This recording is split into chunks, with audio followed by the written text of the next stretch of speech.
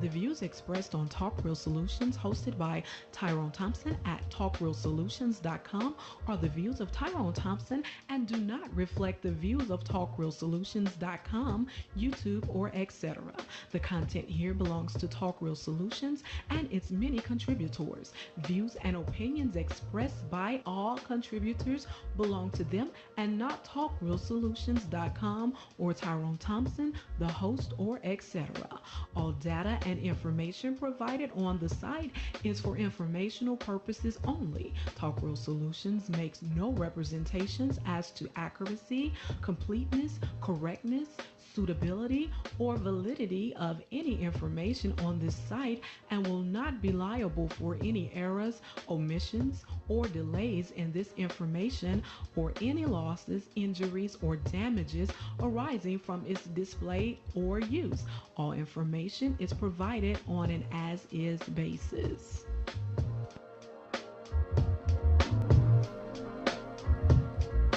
All right. Welcome to the show. This is Talk Real Solutions, and I am your host tonight, Tyrone Thompson. I want to thank you for tuning in. Today is April the 30th, 2026. And I guess this is the last day of the month. Hell, I might be getting paid tomorrow. Y'all know I'm on welfare, so I get paid on the first of the month. But welcome to the show.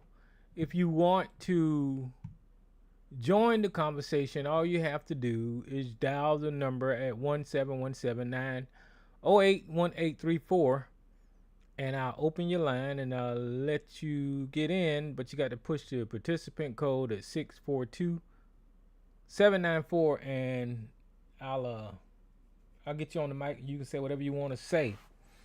Just like last week, I ain't got a lot to talk about. So if you guys want to call in at any time and interrupt me from blabbering my damn mouth about nothing, feel free to interrupt me and just join the conversation. I'll be fine. But welcome to the show. I guess everybody heard the breaking news that there was a assassination attempt on Donald Trump's life one more time. And I'm just going to be straight up. Do I believe it? Fuck no. I don't believe it. I think it's bullshit. But that's not important, I guess, because he's convincing who the fuck he needs to convince that somebody wants him dead. We want you out of the office. We want you gone. We don't want to hear from your motherfucking ass no more. But ain't nobody trying to kill you, or you would be deceased. That's just a fact. That's a fact of American politics, that assassinators, people who try to commit assassinations, are not this clumsy. So I don't know what else to say. That's all the evidence I need. And the last one was a black guy, so I'm pretty sure we're gonna hear about that. It's just crazy at this point. America's dead, guys. There is no America that you and I are used to. What am I, 59 now? I think people my age have seen the best of America. People my age and older, or around my age, we've seen the best that American has to offer so far. And just think about it. I mean, we seen better times than this coming up in this society, even though it sucked for black people in this country, and it always has. But when it comes to working, trying to build you something, trying to own something, raising your children, buying groceries, even the discourse was a little bit better, because if you heard somebody saying something racist, you fix that shit quick, stop in a hurry. You know, you didn't fuck around with that shit. Now they just blatantly fucking racist. all over the place, all on TV, all on the YouTube videos. See white people just saying nigga, nigga, nigga, and talking about how unintelligent black, even the president is calling black people low IQ and all of these things. The Supreme Court just had a ruling to where they just gutted the last parts of the Voting Rights Act. So it's racist in this country right now. And, you know, I didn't even look at the ruling or anything like that. I just heard the news. So I don't know what Article 2 or Section 2 of the Voting Rights Act is off the top of my head. But whatever that is, they got rid of it. You know, and they saying that that was the last part of the Voting Rights Act.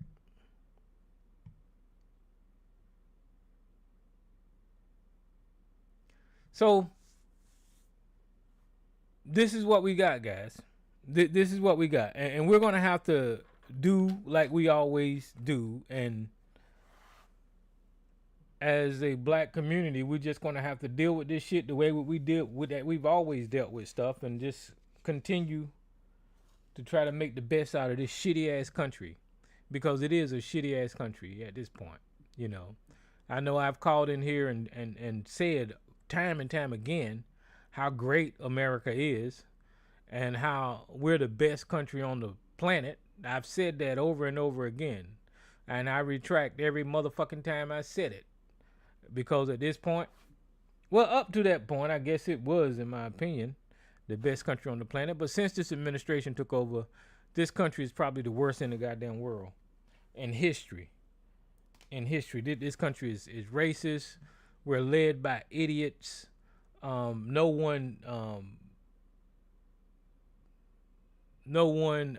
in this country seems to understand civics. I ain't gonna say no one. The right people in the right positions don't give a damn about the Constitution, the law, or civics. They don't care about the history of this country. They don't care about the plight of black people. We just live in a shithole right now, you know. And when you look at what Donald Trump is doing directed at the black community, it makes me think back to the conversation that we've had on this radio show here with other black people and them in support of everything that's going on in the Republican Party. You know, I wish I could I wish I could shake some of these people loose, but that's impossible. But their position on the Republican Party was based on the propaganda that they got fed by being anti-democrat or anti-liberal, and that's where that was their position. And they didn't know that they was getting fucking, I don't know if they knew it or not, but they didn't know that they was getting brainwashed into actually taking their own rights away. And I'm talking to all you coons, all of you ADOS motherfuckers, all of you, what's that Tariq group name? Fuck black asses, FBA, fuck boy black asses. I'm talking to all of y'all. This is what y'all wanted. This is what y'all wanted when y'all was running around here talking about voting for Ice Cube and all this kind of bullshit that made you ignorant to the facts of the political situation on the ground. All that shit made you ignorant. All of you Nick Cannon supporting motherfuckers, all of you just coons. All of you coons, this is what y'all wanted. And y'all are too dumb to know that the Supreme Court decision affects you guys. And it don't affect you personally, but you have children and grandchildren and relatives that will definitely be affected by this Supreme Court decision, because y'all motherfuckers are out here waving the goddamn flag for white supremacy and racists. Our ancestors that fought for the Voting Rights Act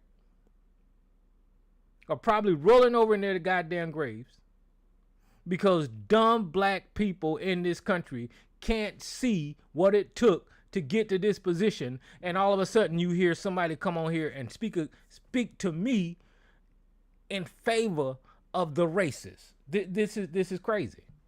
This is crazy. So I don't know. Let me Google this, because I don't know what Section 2 of the Voting Rights Act is. I know that they dismantled some of them years ago, and now they said that this is the last thing that actually. Let me see.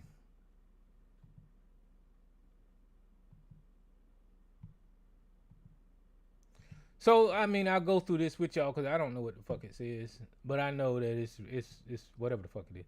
Okay, it says Section 2 of the Voting Rights Act of 1965 is a permanent federal provision providing any state or political subdivision prohibiting. I'm sorry, let me start all over again. I need to get this right. Section 2 of the Voting Rights Act of 1965 is a permanent federal provision prohibiting any state or political subdivision from imposing voter qualification standards or practices that deny or abridge the right to vote on the account of race, color, or language, minority status. It bans both intentional discrimination and practices that result in unequal access primarily used to challenge the vote delusion, such as discriminatory large elections and restricting maps.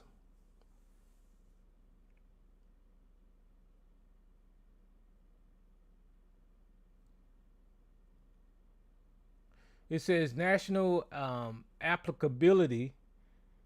Unlike other sections of the Act, Section 2 is not limited to a specific jurisdiction and applies all across the United States. Prohibition of discrimination. It forbids practices that result in denial or abridgment of the right to vote for minority voters. Vote delusion. Section 2 heavily used to challenge electoral maps that crack, spread out, or concentrate minority communities to weaken their vote and strength. The Jingle test, based on Thornburg versus Jingles, court used 3 parts to test the determine if the map violates Section 2. Looking at whether voters or minority groups or the large compact enough political cohesive, and whether or not the majority vote as a block to defeat the minority preferred candidate. Okay, so this one says legal standing, and I guess it's talking about what just happened. In 2026, the Supreme Court, Louisiana versus Calis, significantly limited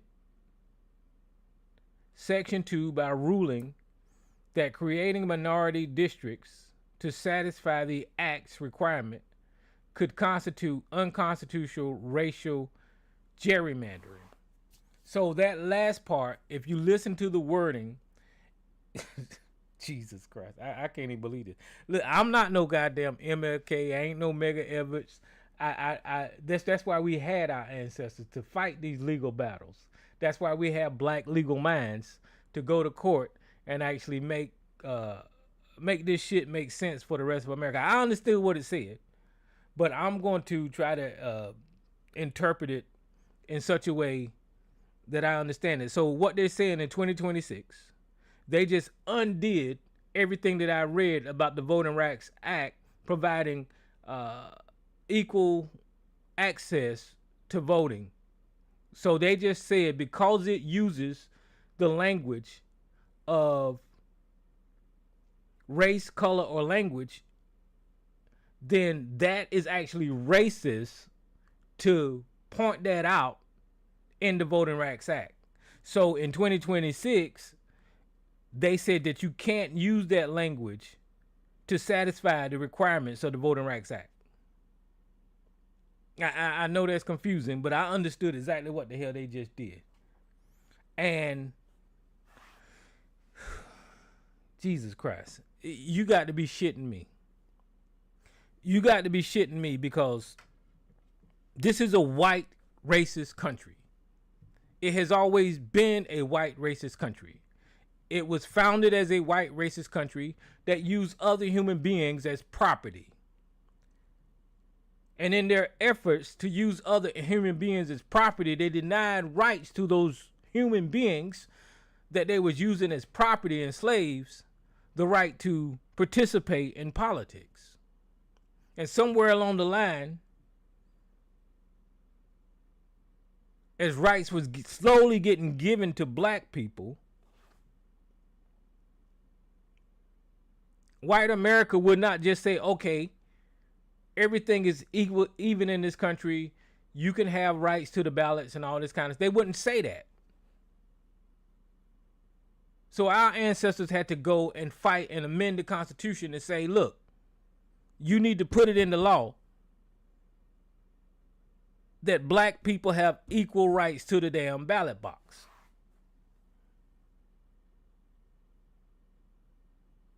You need to put it in the law that whenever you draw your districts, you're not going to have all white representation. You're going to have representation for the minorities in those districts also. And then once again, you see this racist ass Supreme Court undo the rights and privileges of black Americans by gutting the Voting Rights Act of 1965, Section 2.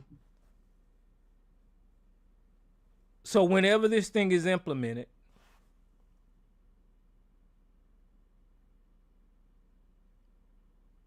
and you got a district that's a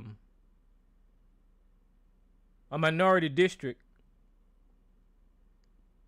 and they want to remove that black or that minority representation, they'll be able to legally redraw the maps and probably put black people over here in a majority white district, black people over here in a majority white district, and then now they'll have all white representation.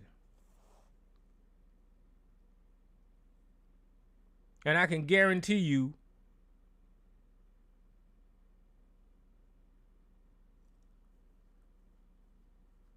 that you ain't that people like ABC and SARS don't see anything wrong with this.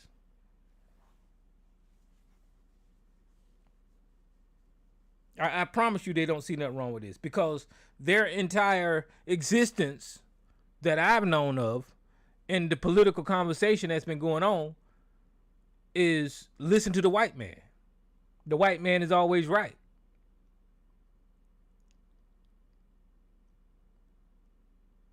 Because those people are compromised, and they want to convince the rest of the black America that somehow or another Massa is right. Oh, you got Sergeant ABC in the chat room now. Hey, what's up, Sergeant ABC?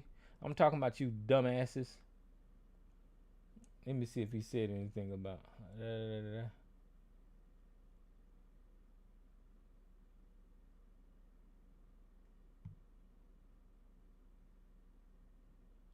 Yeah, here goes SARS. Tyrone seems to favor these grotesquely engineered black majority voting districts.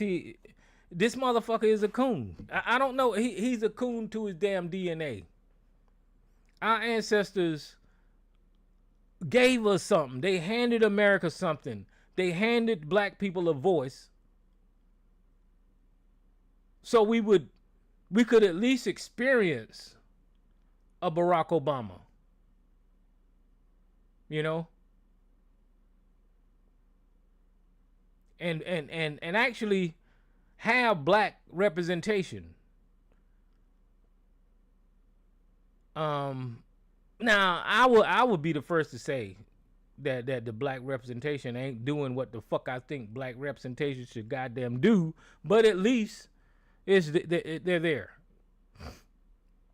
You already got a whole fucking goddamn white presidential administration, his staff, everybody up there white. Pete Hegseth came in there and fired all the damn black generals, all the black military officers. They're ripping up black history in this administration. They're undoing DEI. And you know what? As I think back,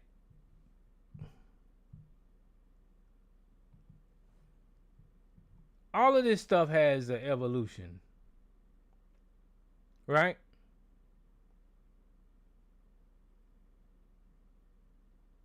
All of this stuff has the evolution. You think years back. So I can't think of the first. I guess they first started talking about welfare queens, right? And blaming black people for taking advantage of the system. Then they started talking about fatherless homes in the black community, black on black crime, and all this stuff evolved to this point to where we at right now. Then they started talking about what? Black Lives Matter. And then they started using the term woke out of the way it's supposed to have been used. And then the last thing was DEI. And all of that was to prime white America to be numb to the Supreme Court decision that was just handed down. See, this is how these people operate. It's a psychological operation with them always. And I'm telling you, that little history that I just gave you made white people numb to the plight of black America because they was telling you that DEI is taking white people's programs. In order for to be woke, we got to teach black history to our children in school, and we don't want them to feel bad about themselves. The black woman, welfare queen, is taking all the resources from the government, and that's why you can't afford your government, your groceries. All of this stuff was priming in white America to accept this fucking racist ass Supreme Court decision that they handed down. And even those you and I that we fought to get back against all of these little arguments that they had, you and I don't have no power. We know it was wrong when they was fighting against woke. We know it was wrong when they was fighting against DEI. We know it was wrong when they was fighting against Black Lives Matter. But that didn't matter. The target audience was the MAGA-minded coons and the racist white Americans that somehow or another felt bad because their white children was learning about black history in school, which is actually American history. They was priming the minds of these racists so they can steadily take away the right from black people. I told you it's always been about black people in this country, and I said this country ain't gonna never be right until they address their original sin. These white racists will always get away with whatever they're trying to get away with unless they actually take some accountability for the original sin of slavery in this country. And they never have taken accountability for that. And when our black ancestors tried to right this ship during the civil rights movement, you can see that these white racists is undoing it bit by bit.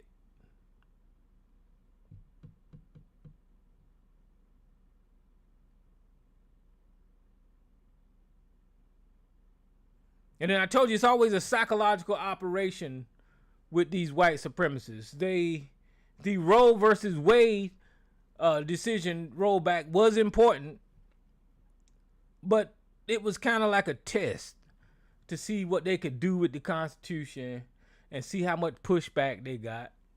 And they got some pushback, but not enough to make these Supreme Court justices feel emboldened to continue to rip apart this goddamn Constitution. And that's exactly what they're doing. You talking about the party that always support the Constitution and promote the Constitution and love the Constitution. They don't have a problem when they're stomping and trampling all over the goddamn Constitution if it hurts black people or women. They don't have a problem with that. But if you talk about taking away their fucking guns, then all of a sudden all you hear is Second Amendment, Second Amendment, Second Amendment. When I explain to y'all that the Second Amendment don't say what the fuck they say it says, to allow them to own fucking weapons of war and multiple goddamn weapons and all of this kind of bullshit, these goddamn guns, the Second Amendment don't say anything like that. But if you talk about enforcing rules that restrict gun ownership or requiring qualifications like mental exams or IDs or whatever for weapons, they'll lose their motherfucking mind. But it's okay to go to that same goddamn Constitution and rip out the rights and privileges of other Americans, especially if they look like me.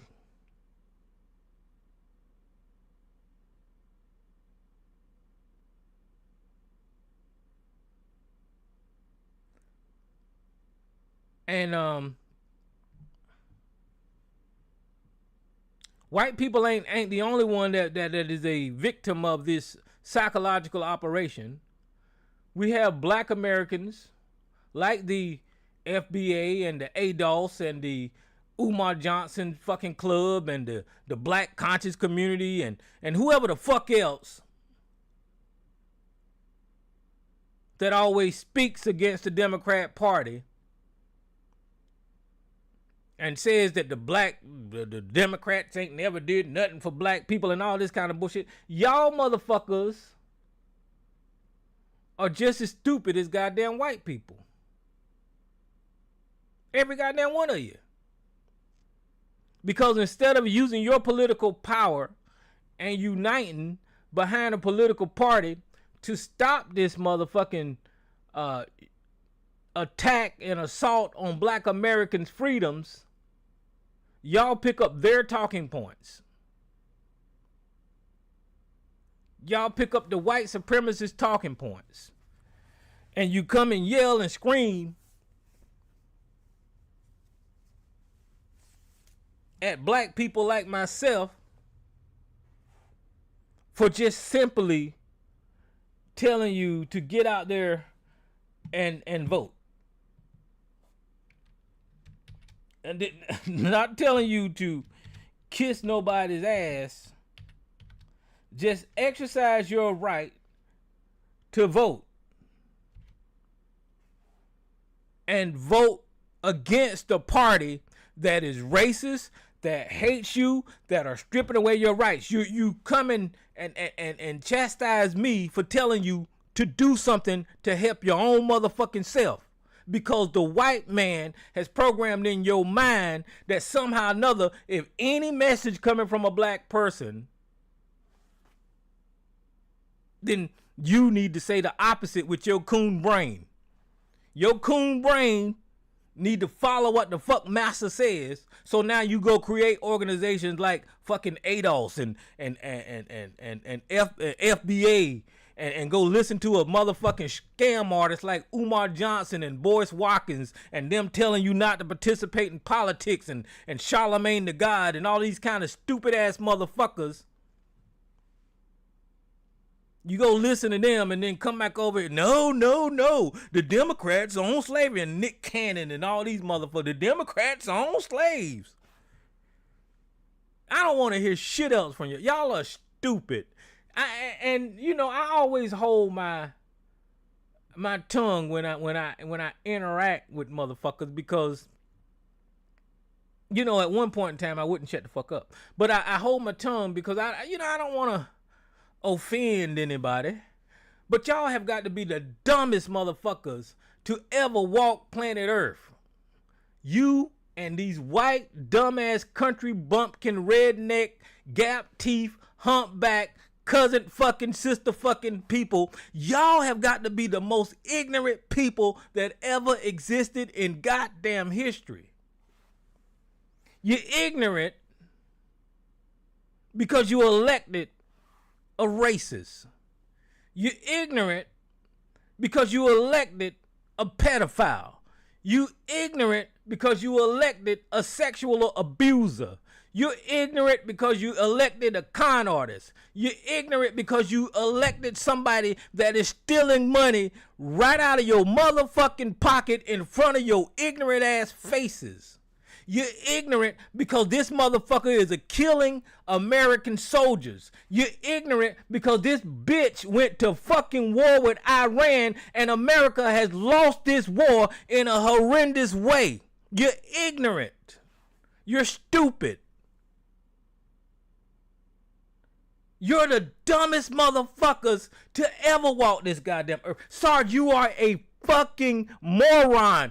ABC, you are the dumbest motherfucker. ABC was one of these motherfuckers running around here repeating what the Republicans say about COVID-19 and listening to people like Russell Brand. Russell Brand, if y'all didn't know, let me Google this motherfucker because he's a fucking goddamn... y'all are ignorant.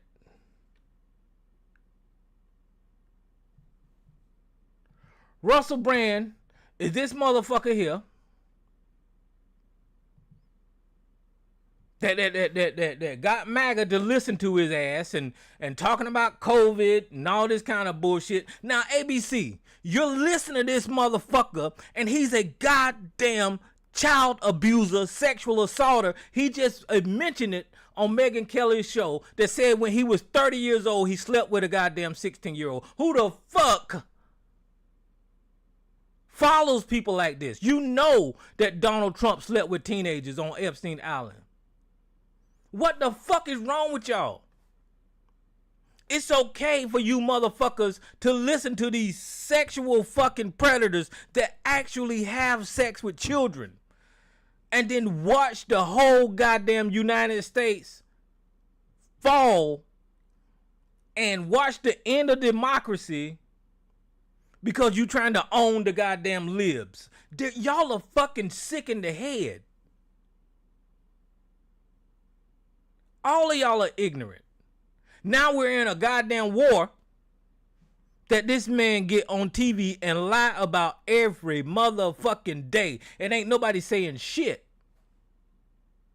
Ain't nobody saying shit about the amount of munitions that America has used over in Iran, which compromises our security to be able to defend ourselves against any other goddamn people that want to attack us. Y'all are fucking ignorant because y'all listen to billionaires. Somebody who's already got everything in the motherfucking world.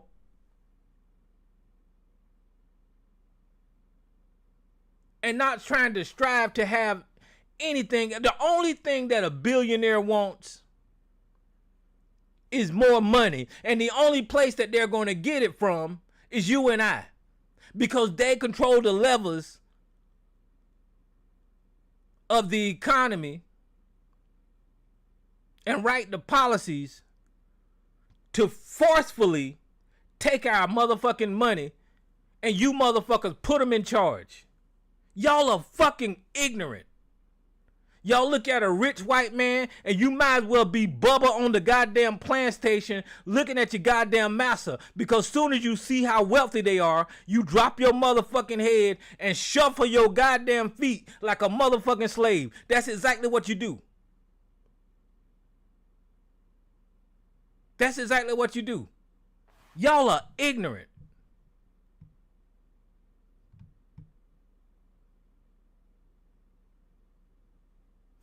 Well, you know, I touched on Russell Brand, but Russell Brand is this guy right here. Y'all see him on the screen. But he was on Megyn Kelly, and she was doing an interview with him. And I don't know, the interview went viral because, let me see.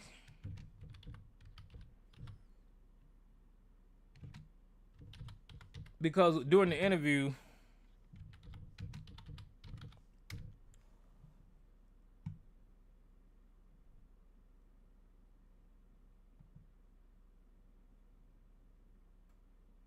Megyn Kelly was telling him that she don't like him because of his past and all this kind of stuff, and she was trying to give him a pass.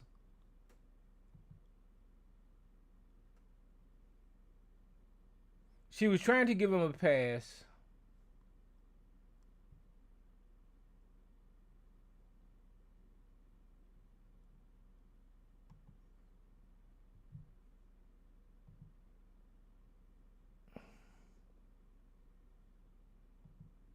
I can't find it. You know, I mean, I can't find shit while I'm on the goddamn show. But I was gonna let y'all hear the audio of what he said. See, this is a rich guy too, right? And if it would have been anybody else, it would have been easily able. Before I say this, let me try it this way. But seem like they be not publicizing this dumb shit that these white people say, because he done made all kind of money off of COVID and all this kind of shit. Or maybe this is it. And this UK, quote, documentary, and they use that term very loosely there and here. And I'll tell you up front, I was angry when I saw that because they did it in such a... Hold on. So I'm going to upload a video so everybody can hear it. But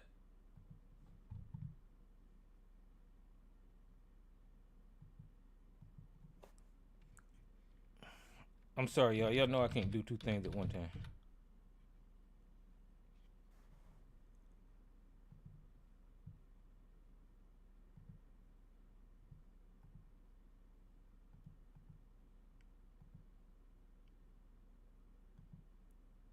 But anyway,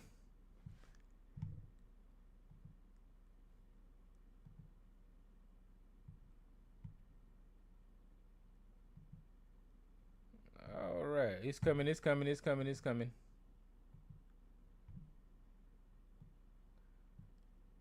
But anyway, these type of people are the ones that are leading the Republican Party. They're leading the idiots like ABC and Sarge and all of MAGA.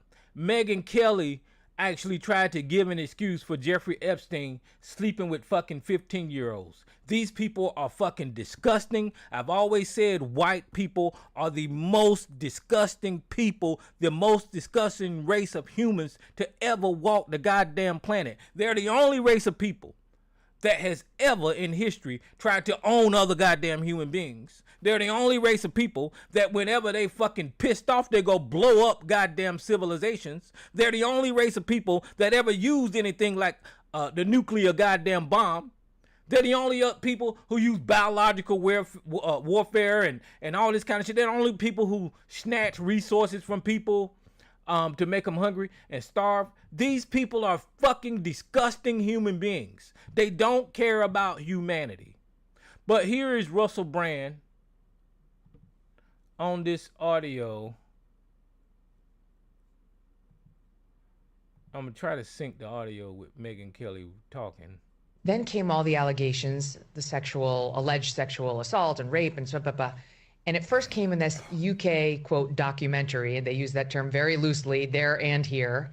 And I'll tell you up front, I was angry when I saw that because they did it in such a compelling way that, especially the stuff about the 16-year-old, that I was angry with you. I believed what they said, or at least believed that there was enough smoke, there might be fire.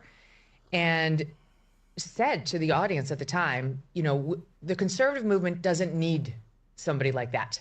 Like, we love what he's saying about COVID, but if this is a guy who's sexually assaulting women and taking advantage of 16-year-olds, we need to move on without him. And felt that anger for a couple of years around you, because I just thought it was so reckless and it was so wrong. And I knew that it might be false, but it seemed overwhelming, the way that they presented the evidence. And then the more I looked at it, the more I started to recognize I might not know the full story. And honestly, I just reevaluated the whole thing and thought I need to be open-minded to having been wrong in my initial assessments, and I'm interested in a conversation about it all. Thank you, Megyn Kelly, for giving me the grace to address in particular your anger, which is entirely legitimate and recognizable. And the plain fact of it is that in Europe and in the United Kingdom, where I'm from, the age of consent is 16, and I did sleep with a 16-year-old when I was 30. But when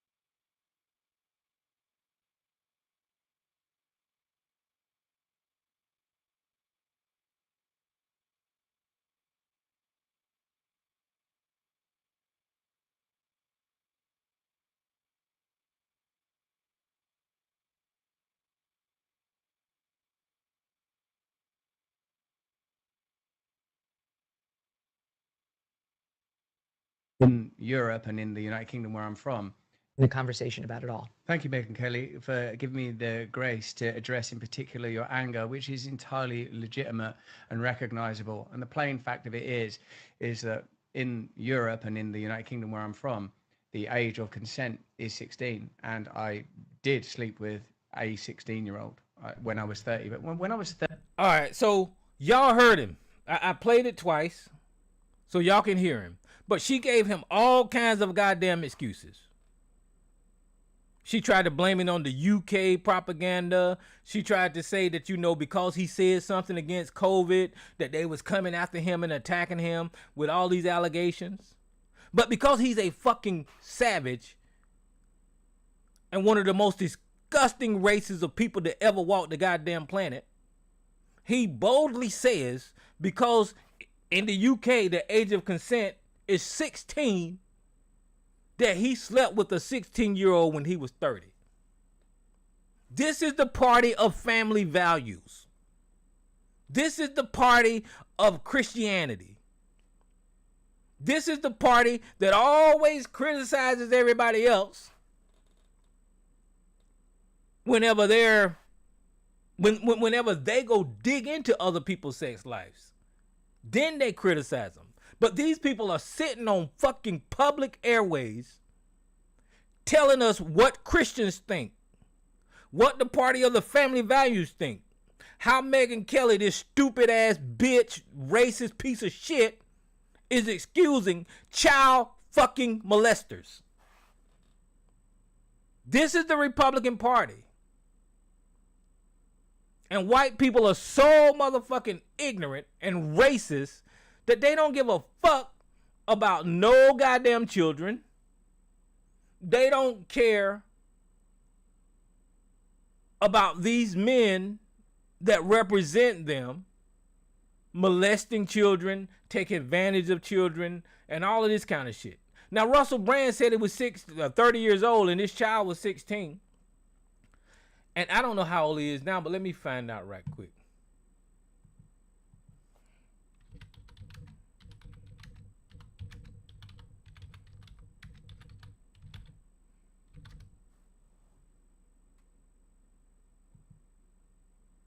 He's 50 now.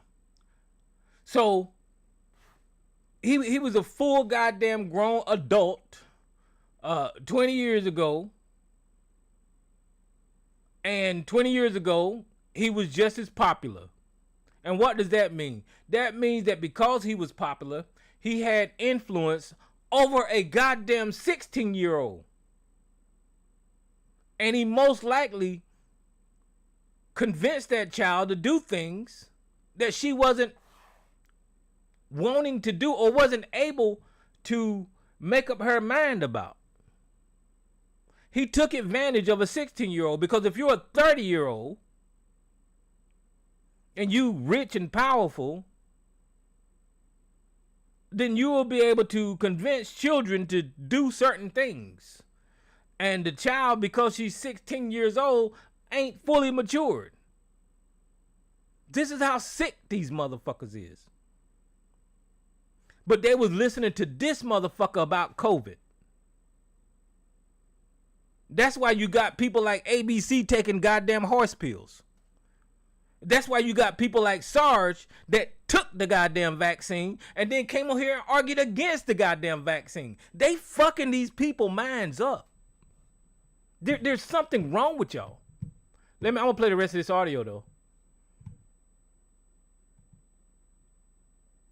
From the age of consent is 16, and I did sleep with a 16-year-old when I was 30. But when I was 30, I was a very different person. I was a lot younger, and I was an immature 30-year-old. Consensual sex, actually, with a variety of people, when there is a strong power differential, as there is when you're a famous man that has the ability to attract women that I had at that time, I think involves exploitation. I think it is exploitative. I recognize that my sexual conduct in the past was selfish and... Well, he just said what the fuck I just said. He just said what I said. His power dynamics and he exploited the child. Good Lord. I did not apply enough consideration, barely any, I suppose, really, to how that sex was affecting other people. The only matter that I would contest, while acknowledging, firstly, your right to be angry as a woman who, given what I know about you in the industry you've worked in, I'm sure that you have personal reasons for feeling aggrieved towards powerful men, because in spite of occasionally men coming to the forefront of the culture, whether it's the most hideous gargoyle villains as rendered and portrayed, or the more sort of innocuous and party boy style exploiters of women, a category that I suppose I must fall into. It's plainly something that exists within our industry, and one might say culture at large. Well, y'all see, this is just a sample. This is just a sample of these fucking Neanderthal, savage, disgusting, horrendous people that gain power and yield their power against the vulnerable. Now, Russell Brand is a piece of shit, and he needs to go to goddamn jail.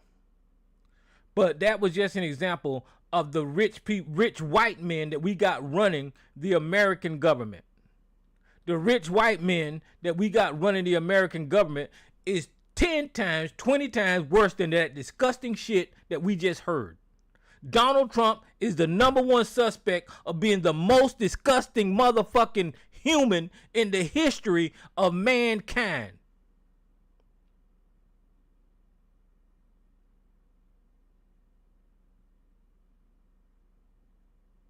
And I've showed you time and time again how disgusting this man is. I read you the court documents where he hit a child during the assault. That's a fact. I ain't got to say alleged with that. If you want me to pull the paperwork back up, I will. He hit this little girl while they was having sex, him and Jeffrey Epstein, with this little 13-year-old girl. And then, I'll say alleged now, in the documents, it's got more disgusting things that Donald Trump did to children. In the documents, allegedly, Jeffrey Epstein Island wasn't the only place that children were being trafficked. The house that he's staying in now in Mar-a-Lago, Florida, was also the scene of children being sex trafficked, allegedly. Just remember, that's where Virginia Giuffre came from. The girl that killed herself. These people are fucking disgusting. And now, y'all want me to believe,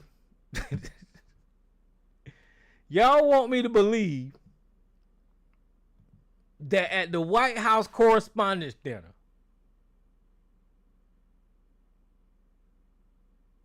a black man bypassed Secret Service, where the President of the United States was, and his entire staff, with a gun, a shotgun, and a knife, and attempted to assassinate the President of the United States. Get the fuck out of here. Get the fuck out of here. And then they saying that he was from California, and he took a train to this event in D.C. So how the fuck did he get all those weapons on the goddamn train and then show up with all those weapons at this event?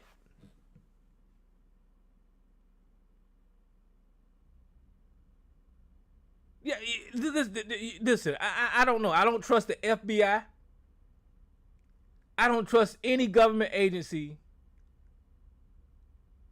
when it comes to any narrative around anything that goes on with Donald Trump or in this government at this time. I don't trust it. Clearly something happened because we saw it on camera. But the narrative behind it, I'm not taking any reporting. And I don't know how I'll ever find out the truth. All I know is what I'm hearing with my goddamn ears right now can't be the truth, because these motherfuckers lie constantly. It's the same motherfucker that said over the last summer that we destroyed and completely obliterated Iran's nuclear capability, but then 6 months later we got to go destroy their fucking nuclear facilities. Get the fuck out of here with these people. These people are lying. And I don't know how the fuck they got that black man to run through that goddamn run through that hall with all them guns to be the patsy for whatever the fuck they got going on. But I wouldn't put nothing past these people. I wouldn't put nothing past these damn people. I know when we left last week, last Thursday, we didn't know what the hell was going to go on, just like any other week. We don't know what the fuck going to go on from week to week in this motherfucker. And here you got an attempted assassination on President Trump, supposedly. That's bullshit. That is bullshit. Just like the assassination where he was wearing that Kotex on his motherfucking ear. And all of a sudden, he got this miracle healing ability and ain't nothing wrong with his goddamn ear. Get the fuck out of here. Get the fuck out of here. And then they keep finding these motherfuckers so they can murder them. There was this dude that showed up at Trump's golf course. And they killed him. These are some savage motherfuckers. Just fucking savage. And the only reason I think that this event went the way that it did is because Donald Trump is failing on the economy. The gas prices are going up. His poll numbers suck. And he's losing a war to a opponent that every one of them goddamn Republicans said it was going to be an easy victory. If you think about what they say about Iran, they keep talking about Iran like they just going to walk over there and take control of Iran. And this has been for years that the Republican was saying. You remember John McCain was singing that song, Bomb, Bomb, Bomb Iran? Lindsey Graham gets his little coochie wet every time he talk about Iran, like he want to go over there and destroy the whole goddamn thing. And I can tell you now that for some reason, and this is just me, I could be wrong, the shit could pop off tomorrow, but for some reason, all of these countries are holding off on using nuclear weapons. I don't, because I mean, I don't know what the fuck that's about. Vladimir Putin ain't used nuclear weapons. Israel got nuclear, but they're not using nuclear weapons. The United States got nuclear weapons. They're not using it. So I don't know why they're holding off, but because they're holding off on the nuclear weapons, with the somewhat quasi-conventional way that they're fighting this war with Iran, the United States is getting its ass kicked worse, the worst that we've ever been beat in history. Iran is destroying the United States military.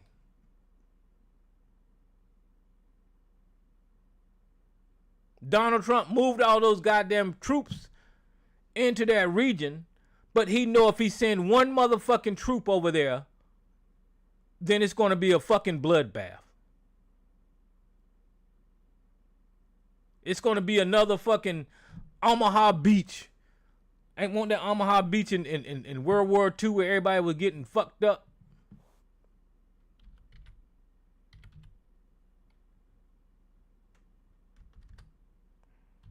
Y'all know I can't remember shit.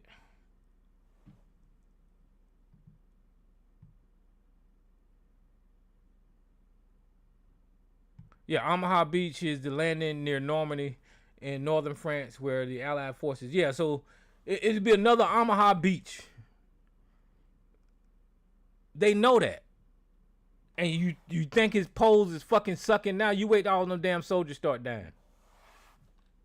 So, with Donald Trump and his high-ass gas prices and his high-ass groceries and everybody fucking struggling to pay their goddamn light bill now, and the Epstein file is looming over his fucking head,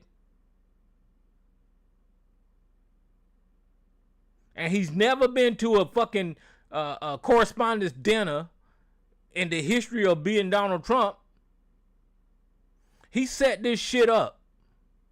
He set this shit up again to garner sympathy from the mainstream media, which is what fucking happened. The mainstream media was all fawning over Donald Trump because of this fucking fake ass goddamn assassination attempt. But people like you and I, and on social media, people know what the fuck they see. So I'm glad now that social media exists so people can actually report the fucking news like the fuck it is, and not just take the narrative from fucking goddamn MSNBC and all of them. No, this wasn't a goddamn assassination attempt. I don't know what the fuck this was.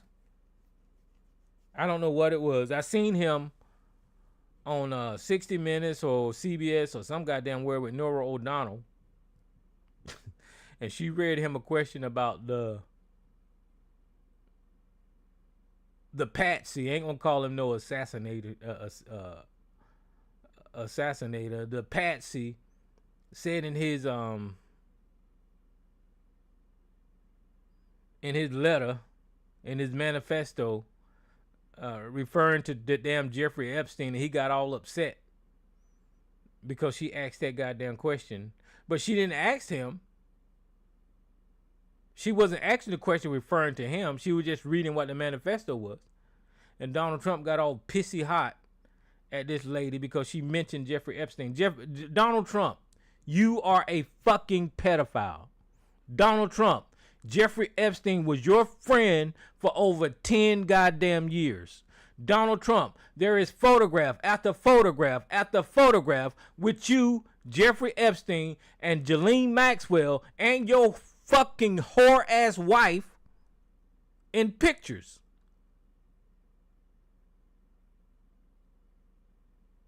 You cannot deny that you hung out with this pedophile.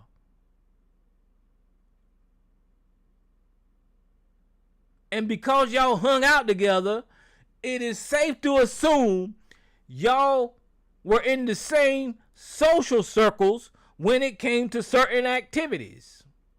You, Donald Trump, ran fucking teenage beauty pageants where you said on the Howard Stern show that you go into the dressing rooms because you are the owner and you see children naked. That's what you said, Donald Trump.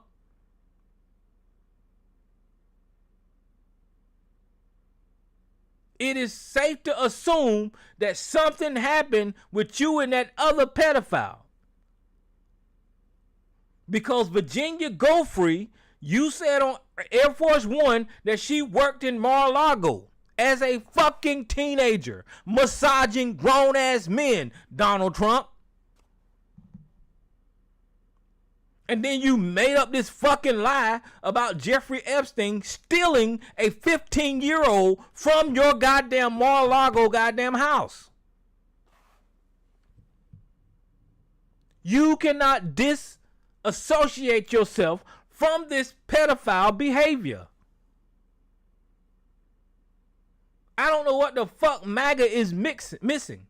Because I'm not interested in Donald Trump that much. I really don't give a fuck about Donald Trump. But these facts just keep coming one after another, after another, after another. So you can't help but make a mental record of how sick this motherfucker is.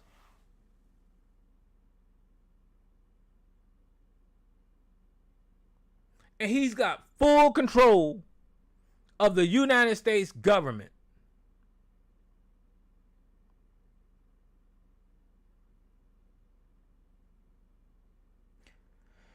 I don't know. These motherfuckers that follow this piece of shit, there's something mentally wrong with them. These white fucking racists, I told y'all, the people that follow Donald Trump ain't nothing more than the KKK. I don't know why people don't call them the Ku Klux Klan, because that's who the fuck they are. The Ku Klux Klan infiltrated the goddamn police force. The Ku Klux Klan became judges and lawyers and politicians. And the Ku Klux Klan finally got another Ku Klux Klan in Washington to be the president. That is what the fuck. The Ku Klux Klan ain't never died.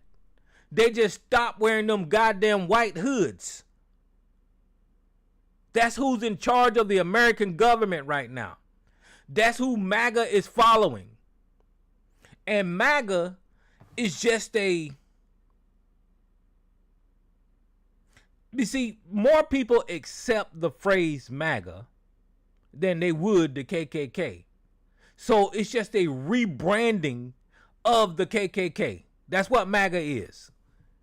And then you got dumbass fucking niggas like Sarge and ABC promoting the goddamn KKK. You can't get no more stupid than that. The white man ain't never did shit good for black people in the history of human societies. Never. And I don't see how any black man can sit up here and promote anything that these racist pieces of shit think of, come up with, or do. How can you support your oppressor? This is what you got when you got fucking coons like ABC and Sarge coming on here. Well, Tyrone, you know, that ain't right. My master is right. You know, well, Tyrone, why are you saying that? That ain't what it says. You shut the fuck up. You're a coon. You're a goddamn coon. Why would I listen to you? You're a coon. What the fuck? I'll let you talk. I'll let you talk, though. But you just need to know that in the back of my mind, as you talking, I'm hearing y'all remember how on Charlie Brown the teachers were talking and all they would say was womp womp womp womp womp womp. That's all I'm hearing when the coons talk. That's all I'm hearing. So y'all need to know in the back of my mind, as soon as you start womp womping, all I'm hearing is coon coon coon coon coon coon. That's all I'm hearing. That's all I'm hearing. Because y'all are mentally ill. And I know people like to be nice and say, give them a chance. Let Sarge explain this. Let them say, no, they stupid. I don't know. And then Sarge, mental illness is mixed with his seniority. So he's going fucking cuckoo and fucking cooning at the same goddamn time. So I don't know. I don't know. Whew, you know what? What else is going on in the news? But these motherfuckers, listen, guys. If y'all run into these FBAs and these anti-Democrat people, I guess you just need to explain to them the consequences of their decisions of sitting home and not participating and speaking against the party that most black people vote for. It's not like everybody's wrong. You know, our community votes Democrat for a goddamn reason. I mean, I can't look at my community and see the majority of them doing something and be opposed to that. What the fuck kind of black man does that make me?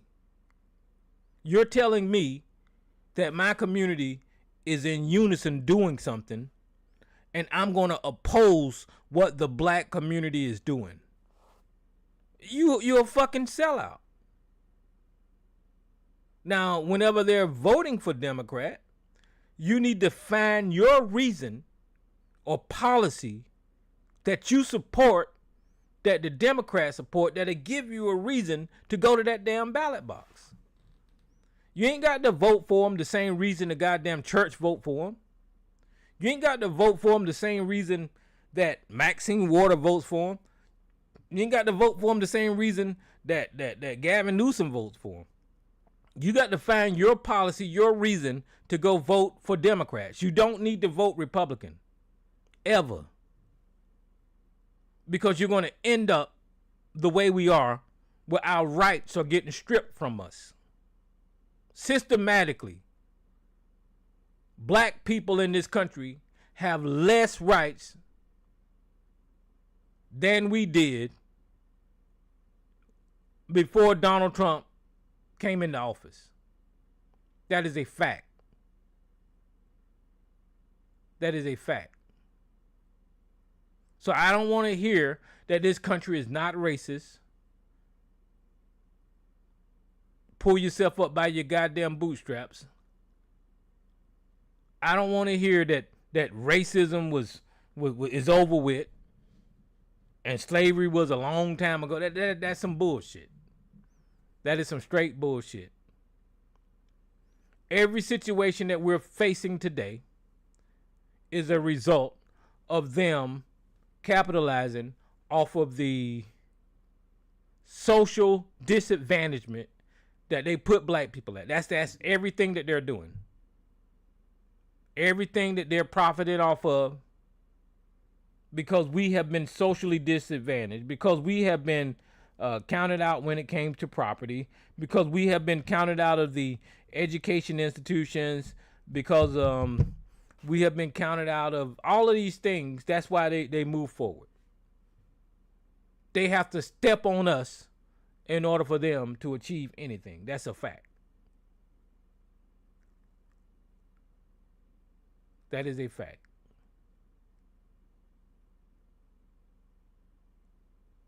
So you ain't gonna never hear me support anything that white people do.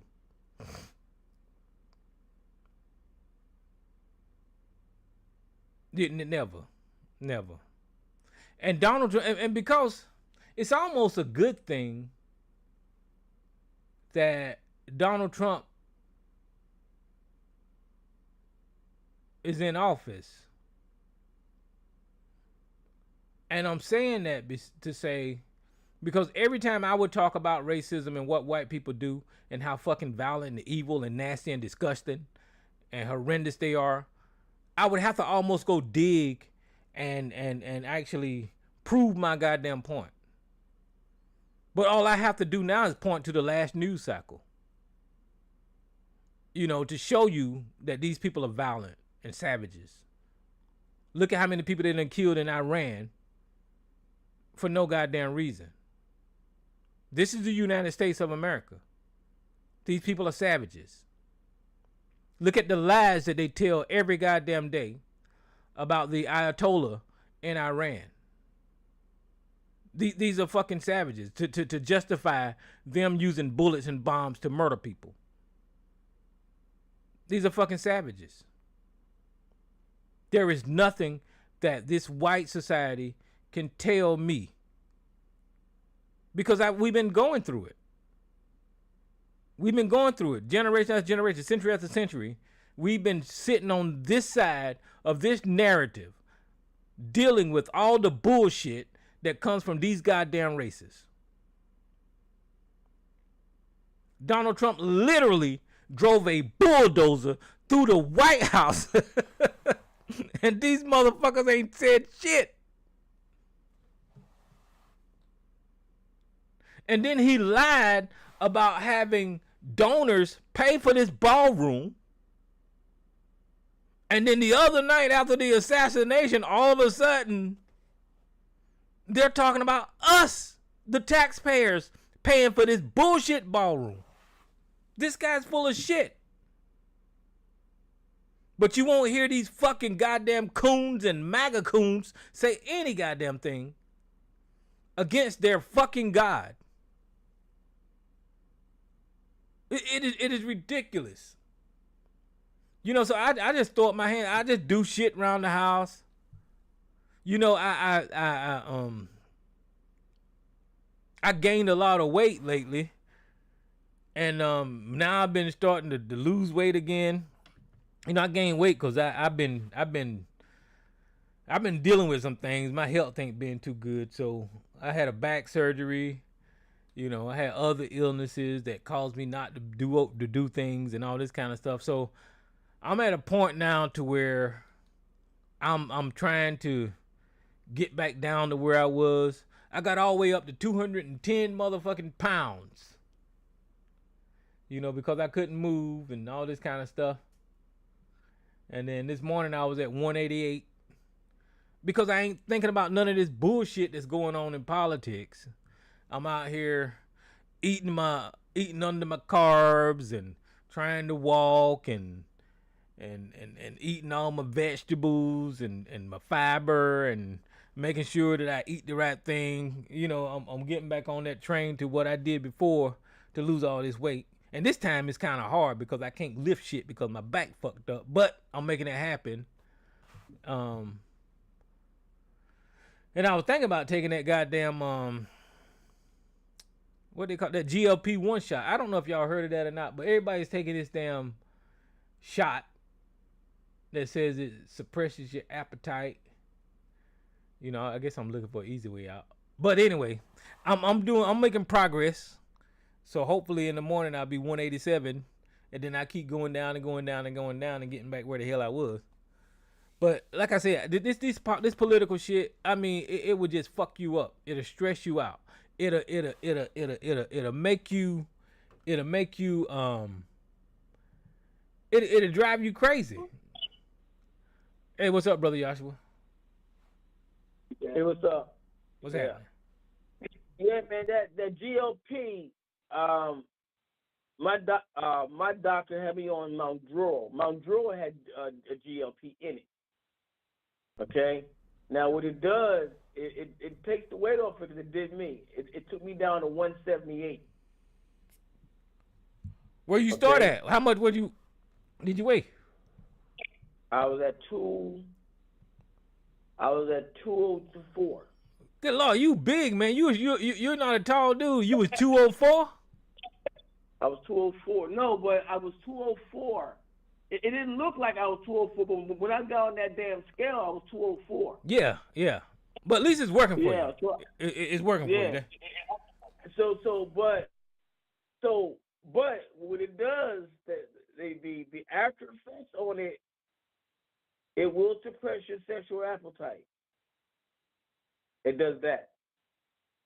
And if I'd have known that, I would have told my doctor, hell no, I'm not taking this shit.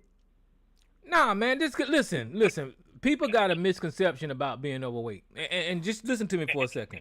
When you're overweight, right? Your body has all of these fat stores on your body, and you can go days and months without eating, but you're psychologically programmed to have a meal, right? But what your body does is it go into autophagy, and what autophagy does is it takes those fat cells that's on your body and it starts using them for energy. So you really don't have to eat whenever you're like, obese or overweight. You don't have to eat. Your body's going to take care of itself. And I know that we're programmed to eat vegetables. No. You hear what I said? I said it takes your sexual appetite away. Oh, it takes your sexual appetite away? Yeah. Oh, well, you need to get that shit back. Yeah. And that's what I did. Yeah. So it does that. But it's something I guess you can get back once you get off of it. But like I said, I was sitting at 204, but when people saw me and said, "You're not no 200 pounds," I said, "Yeah, I am." They go, "No, you're not." I go, "Yes, I am." So, but when I started taking Mount Drury, which has GLP in it, it was coming off. I was getting so small. My cousin saw me. He said, "What?" She said, "What are you doing?" She said, "Why are you so bony?" I said, "No, I'm not bony." I said, "I'm at my regular. I'm getting down to my regular weight. My regular weight should be about 160." Okay, so I carried my weight very well when I did have it, but a lot of folks didn't even sit. I didn't seem like I was 204, and so, but yeah. So now, are you exercising or anything, or you just doing normal stuff? I'm just doing normal stuff right now, but I've been off of the stuff for about 3 months now. 3 months, you went from 204 to 178. That's good, man. No, I've been off of the Mount Drury for about 3 months now. Oh, you've been off of it. Yeah. Now it took me no more than almost 4 months to lose all that weight. Well, that's good too. So the shit. So whatever the GLP is now, I haven't took GLP by itself, so I'm not sure what the regular GLP is.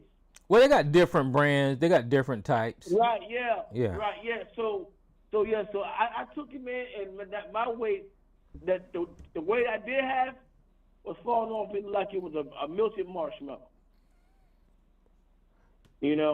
And my cousin, what do you mean? Did you take the shots? No, I took the the Mount Drury. That it is a shot, but I could do it. You could do it yourself. You turn you get a little big needle. You turn it. Yeah. You unlock it. You put it either in your leg or you can put it in your stomach. Yeah. And then just click it, and that little needle goes into your feet. It goes into you, and that's it. Yeah. But now I did change my eating diet. I was eating. My coworkers was tripping. They were going, "Why are you on?" I said, "You only eat salad every day." I was eating salad almost every day. They could not believe it. They were like, "What are you doing?" So I was eating salads every day. I added a little bit of protein to it, like maybe a piece of chicken every now and then or something like that. But and there were some days I couldn't even eat it all. Yeah. My appetite was so suppressed. My appetite, I couldn't eat nothing. But well, out of all of the damn pharmaceutical shit and all the bad shit that we got in this country when it comes to medicine, I think that this is a positive thing, and this is just me, because America has an obesity problem. Anywhere you look, somebody's overweight, and if this is trying to address that, I think it's a good thing, Yeah, but yeah, I've been off of it now. I think I might have gained a couple of pounds back. Like I'm not no longer 170. I'm like 180 now. You know what I'm saying? So, but yeah, so I'm keeping that off of me. But I am gonna go back, and I'm gonna use some. I'm gonna do something different now. But I'm still gonna try to get down to about 160. So I still got another 20 pounds to go. Well, the secret to losing weight, and it's no secret, but it's being in a calorie deficit. I know people talk about calorie deficits like it ain't the do, but it is. Your body is required a certain amount of calories every day. If you eat under that calorie amount, then you will lose weight. If you eat over that calorie amount, you're gonna gain weight. And we mistakenly eat over that calorie amount because of what we eat, the sugars, the carbs that we eat. That kind of takes us over what we're supposed to be eating, and that causes us to gain weight. So I know the strategy behind it because I did it before, and I use this app called MyFitnessPal where it counts your macros. So I put my food in there, and I look at my macros, and I see what I can have and what I can't have, whether I can have a protein shake or chia seeds or whatever, and I put that all in there, and then it'll tell me what I can eat for the day, and I just spread that out so I won't be hungry. And even now here's the secret: whenever you count your macros, the first time I lost weight and was lifting weights and stuff like that, I was hooked on Oreos. So I put my little Oreos. I could only have 3 of them, but I put my little Oreos in the app, and that satisfied my craving for cookies. So, but you can eat regular food as long as you stay up under that damn calorie count. Right. Yeah. And because I told my daughter, I said, is there anything I can take that to help get the weight off for me faster? Because I had started, eating different like that. He said, yeah. He said, well, I got quite a few things, but I do got something that I know I got something. He said, you got to be willing to take it. So I went on and started taking it before I looked up. Now, during the mornings, I would get up. If I'm going to work, I would feel a little nauseated at times. I feel a little nauseated. Yeah. And stuff like that. But other than that, before I looked up, man, my cousin, one of my coworkers where I used to work would come to the hospital, and it delivered the medical supplies. So she would see me, and she'd go, Anthony, you're getting so little. So that tripped her out. She said, man, and then she was saying, you're looking good. You're looking real good. And so, she said, but I told, she said, I couldn't tell that you had that weight on you. She said, I never could see that you had weight on you like that. I said, yeah, I was. Oh, but your damn mirrors work, don't you? You seen that weight on you? Yeah.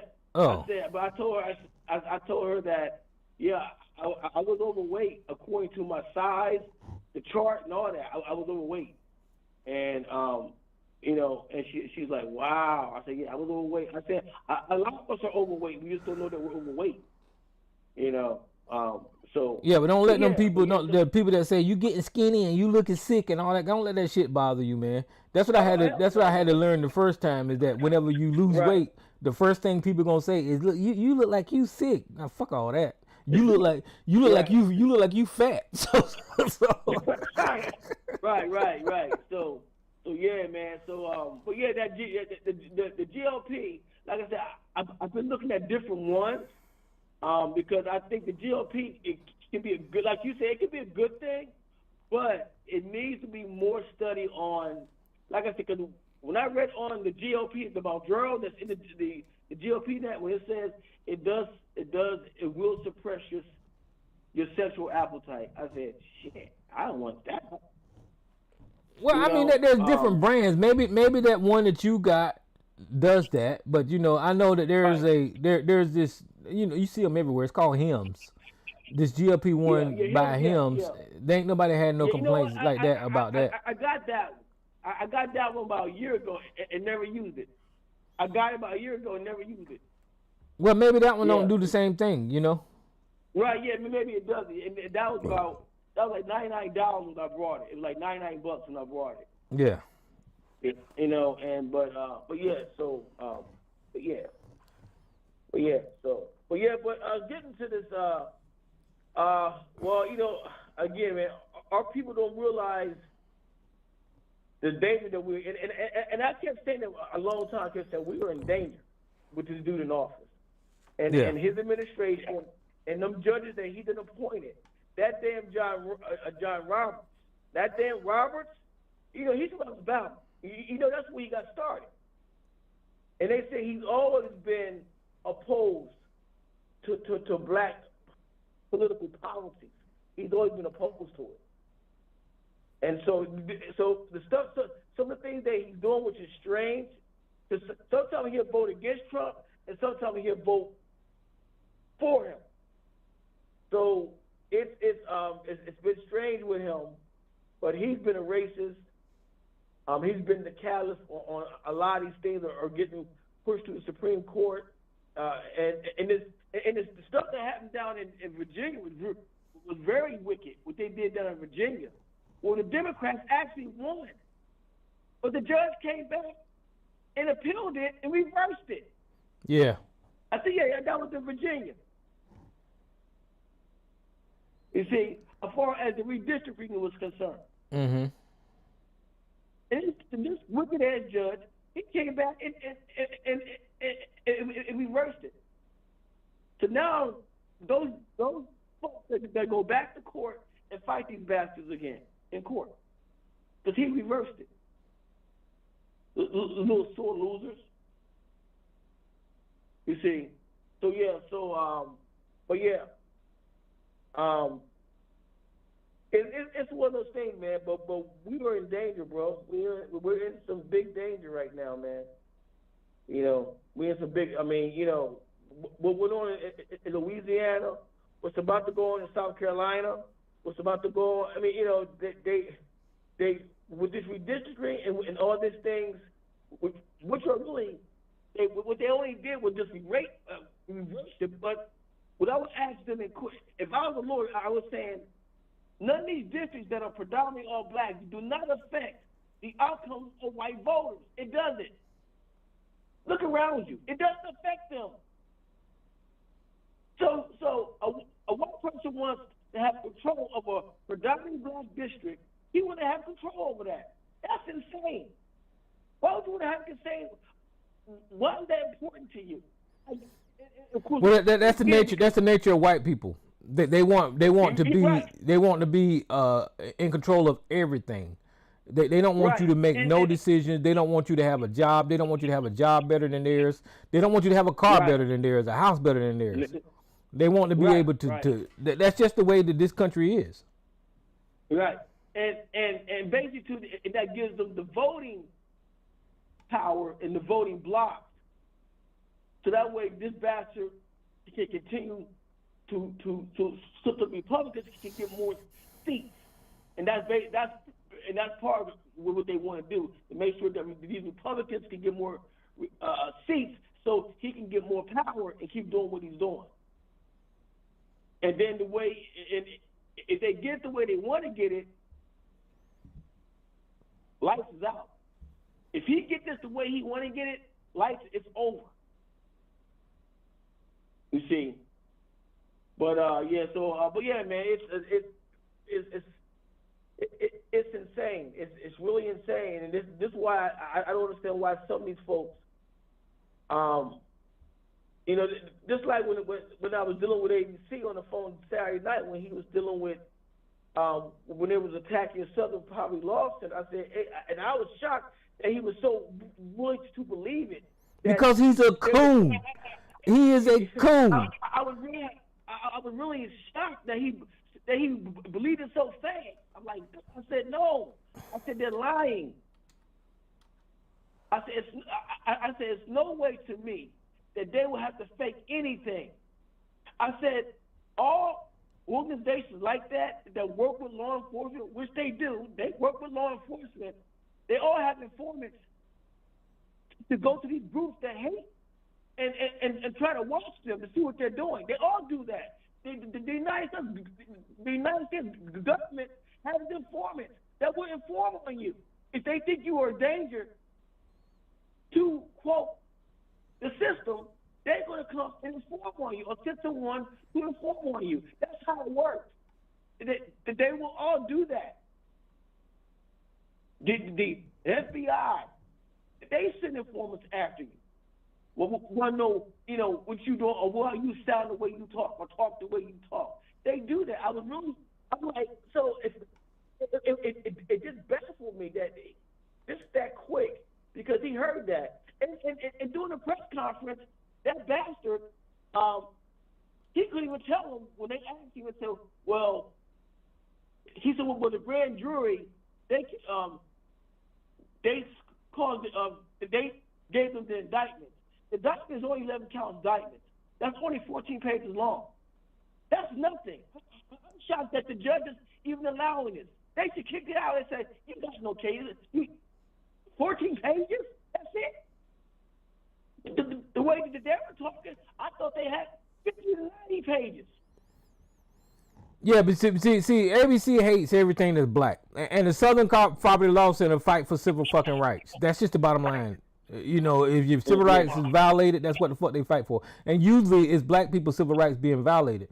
And they too stupid. These coons are too goddamn cooning. They too much of a goddamn coon to actually defend anything that helps out black people.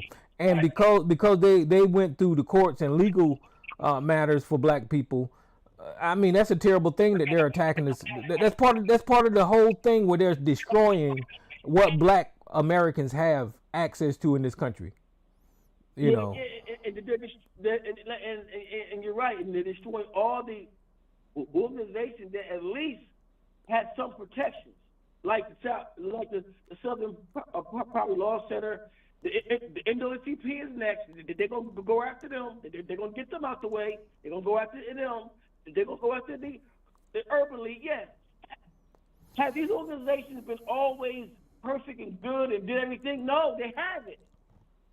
But it's what they was giving us to a point. They gave us some sound offs, some blueprints on how to navigate through this stuff. You see. Yeah, but this is what the fuck they wanted. This is what motherfucker was saying. Don't vote for the Democrats. Don't vote for Kamala. Yeah. All this kind of bullshit got us here. And that's I was screaming to the top of my voice to the black community. Look, we're gonna have to fucking buckle down and just go ahead and vote these damn Democrats in office to avoid what the fuck we're going through right now. And look at the results. We're in a goddamn war that we done lost with Iran. This motherfucker is stealing money left and right. The fucking gas prices are high. Groceries is high. These motherfuckers are taking away the rights of black people in this country. These motherfuckers, man, that's why I said I'm trying to lose weight. That's all I'm trying to do. I can't. And look, check this out.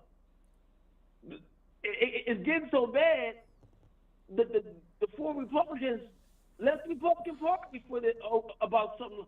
I don't know. Was it because of this recent thing that happened with the voting rights? They're trying to. What they did, they hacked into it.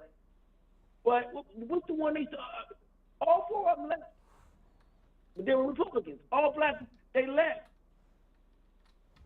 Because now they're writing on the wall to them chumps. This is what they think about your people. This is what they think. See? So them gutting the Civil Rights Act, and I see a lot of black lawmakers and politicians, they on there, they choked up. They said, we're going to keep fighting all that. And I said, here these Negroes. I get it. We have to keep fighting, but it's like, and that's why I always say, well, we got to be the ones to fight all this shit all the damn. Well, we got to be the ones fighting for this shit all the goddamn time. And like the dude said, he said, black people are exhausted. We're exhausted.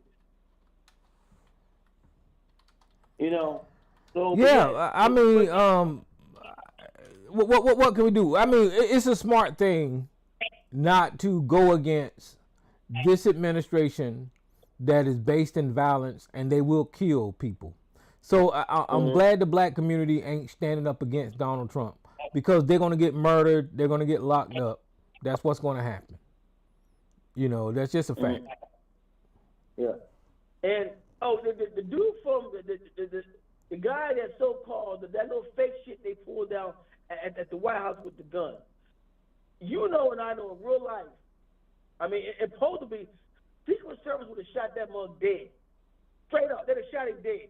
He wouldn't have had a chance to run that building like that. Yeah, there's something going on, ain't it? Right. How that motherfucker come from California with all them goddamn weapons? That don't make no damn sense. The dude's out of Pasadena. I'm about to play you, Eric. Tyrone. He's out of Pasadena, California, I believe. He went to Caltech. Now, if you don't know anything about Caltech, that's a prestigious technology and engineering school. It's one of the best in the country. Matter of fact, it's where NASA and JPL. JPL is a sister of NASA. It's the little sister of NASA. They work together in space programs, etc. This is where they do a lot of recruiting from. Is in fact Caltech. They do a lot of recruiting from there. One of the famous thinkers went to that school, went to Caltech in that area, around that area. Matter of fact, he taught at Caltech. Albert Einstein, he taught at Caltech. Okay, and so that's what type of school it is. So this guy that went there, and I met a brother, young black man, when I lived in California. He went to Caltech. He was a Navy man, but he was. So let me ask you, what you think went on? What you think went on? About the young man that ran up in there? Yeah. I think he was paid. I think he was paid to go in there and do that. Yeah. And that's why they didn't kill him. That's why they didn't kill him. And I think that was part of the thing, that he probably did it. He probably told him, as long as you don't kill me, I'll do it. That's the only thing I can think of, because it's no way Secret Service would have shot him dead. Period. Yeah, and we ain't never had no black person attempted assassination on a goddamn president. Hell no. That's crazy. Hell no. And then the second part I was thinking, when they showed who he was, I was like, I wonder if they really trying to start a real race war, because some racist, crazy white knucklehead are sitting there and go, hey, let's try to kill our president. Let's go on a war. You see, so maybe I was thinking that when I was at work, when they were showing that, I was like, these fake bastards, that they're going to use a half-breed. Matter of fact, he's biracial black man. He's biracial. And my thing is, he went to Caltech, so he got intelligence. If he had Caltech, he got intelligence. I mean, you ain't walking no Caltech about, are you going there to decide to take some classes? You ain't going there just to take no classes at Caltech. This ain't no regular college. Yeah, I don't know what went on, man. I don't know how they got that dude to do that. Maybe it's a situation like where his family is in a lot of debt and they offered him a lot of money to pay his family's bills and all this kind of shit, and he was like, well, shit, okay, I'll do it, That's crazy. But we'll never find out.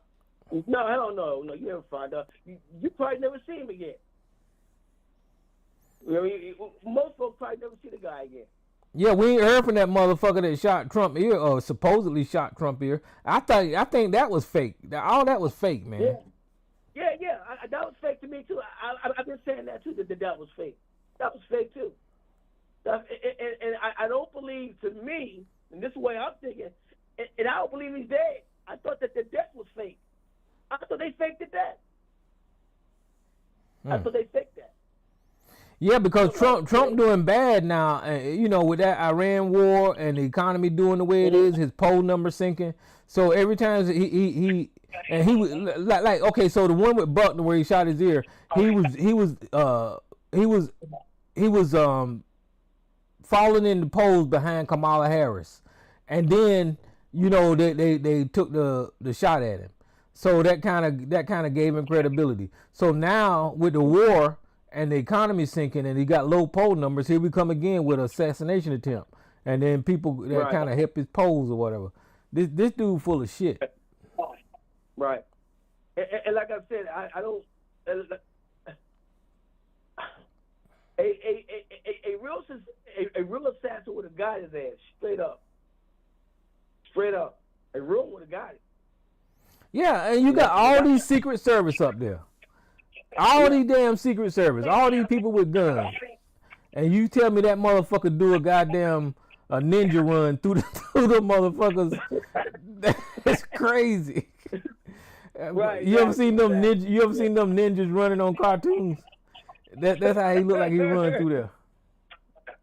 That's crazy. But yeah, he went to Caltech or something. He was an engineering major or something like that. So he's not a dumb guy when it comes to scholastics. He's not dumb. He ain't a dumb guy. Well, no, he pretty dumb. He pretty dumb to me if he fell for that shit. So I mean. Well, yeah. So but man, but it's so much out that's going on, man, and like I said, it's just so much going on, man. But I thought I'd call in tonight because I saw you going off on that pedophile's ass. But who that Russell Brand guy? Huh? You talking about Russell Brand? You up to the pedophile? Oh yeah. Trump. Oh Trump. Yeah. Trump. That's a pedophile. All of them pedophile. Oh, did you see what's going on down at South Carolina? University of South Carolina? What happened in South Carolina? the black students down there protesting about the Trump supporters coming over there to speak, and they were saying, why would a black chancellor? Why would you allow someone like that to come to you and speak at a graduation ceremony to speak to black students? Why would you do that? Oh no, I ain't heard about that. Yeah, so the black kids at University of they are. I mean, I said kids, students. They down there and they're protesting her, and that they don't want her to come there and speak. They said, no, she doesn't value our political ideals or anything like that. So what do you want her to talk to us for? For what? Yeah. Oh, they talking about that Pamela Everett. Yeah, something like that. Yeah. Talk about calling them a mom. I know your mom's down there protesting against me and your woke ideology. Oh man. Oh man. Yeah, that's terrible. I mean, that's happening in 2026, man. That's crazy. Yeah, exactly. That is crazy. We might as well be living in the 50s and the 60s, man. Right, and that's the thing too. Some of them colleges now. I know in Florida. I know this is going big in Florida. They can't even use the word black, or they can't use the term black. They can't say Black history no more. They have to say history. They can't say black history. They can't use the term black no more. That's crazy, man. Like I said, this is the KKK.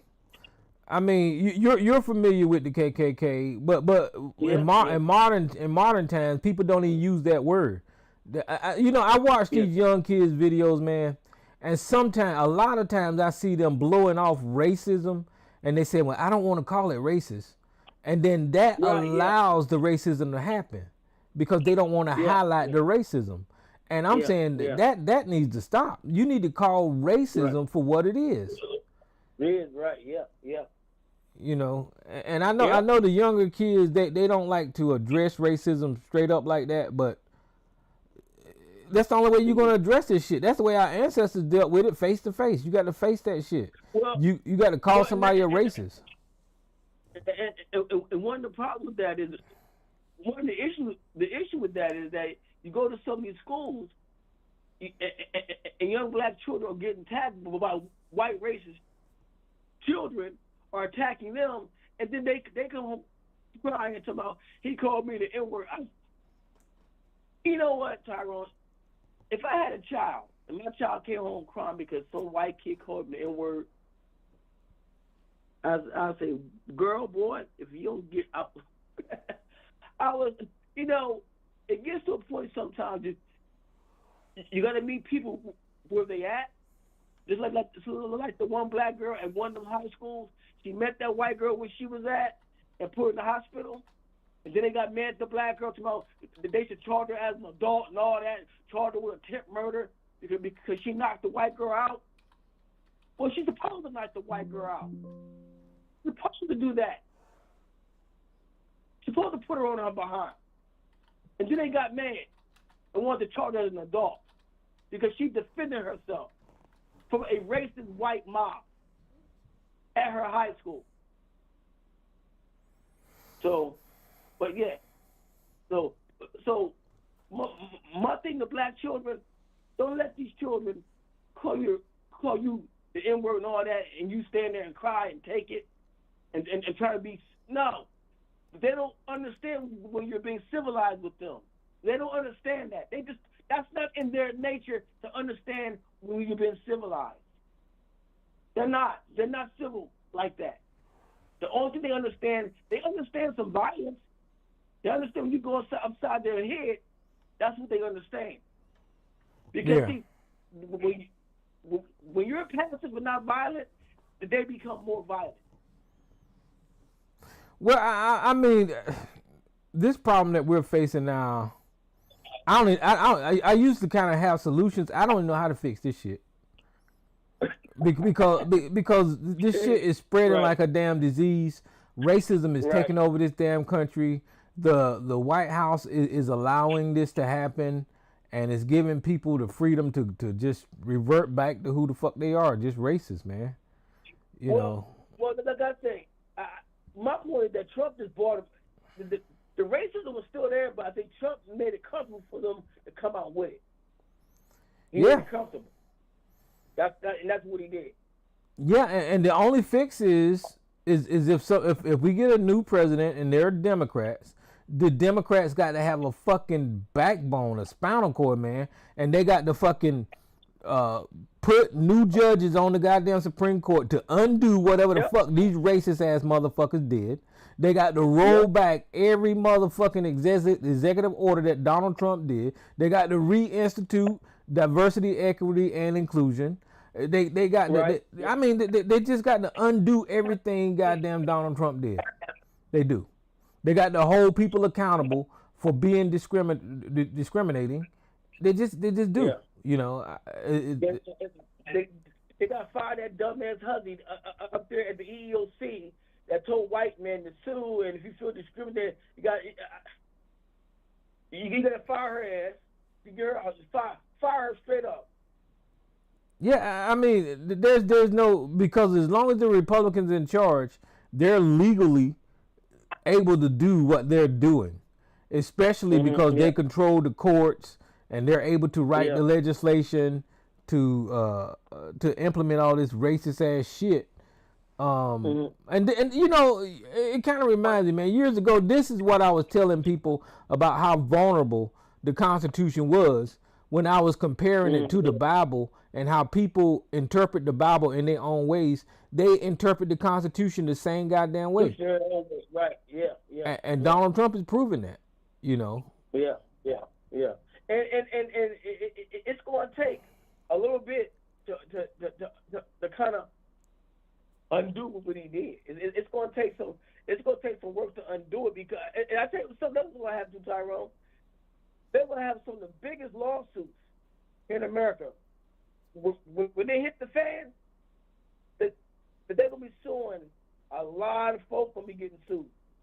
You know, I was thinking about that the other day. I was thinking about all those people that Elon Musk let go, all those people that were let go from the government, and they was under contract, and they voided they goddamn contract. I was thinking about those people probably can sue the government for wrongful termination and all that kind of stuff.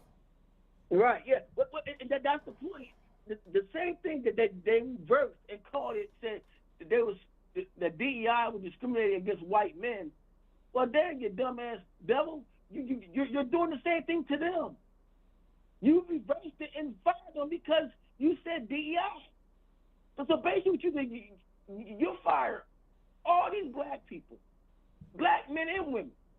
Now, I know folks it's always on the woman, you know, when it comes to that, but they fired a lot of black men as well.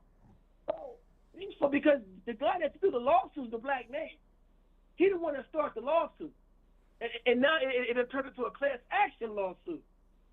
I think you might have heard me talking about it.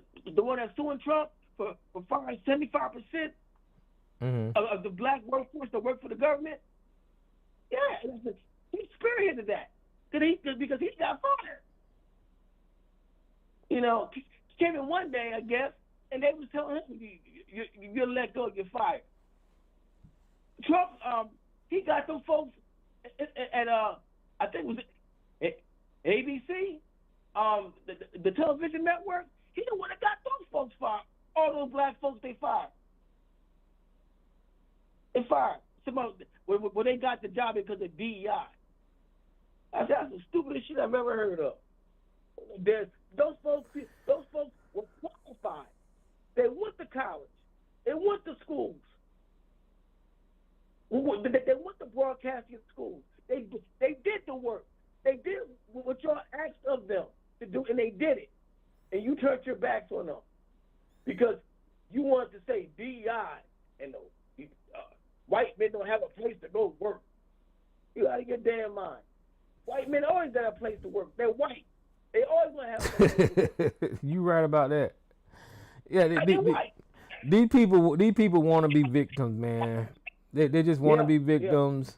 Yeah. I watched that damn video with Erica Kirk, and it's the same thing. That bitch is racist, and her husband was racist. Yeah. Charlie Kirk was racist as shit, and they trying to uplift those racists and actually have people have sympathy for that blonde hair, blue eyed, stupid ass, racist ass bitch, and they just they want to be victims, man. I mean, I understand her husband got a tracheotomy when he wasn't supposed to, and you know, I you know, that's sad for the kids and everything, but he was a goddamn racist.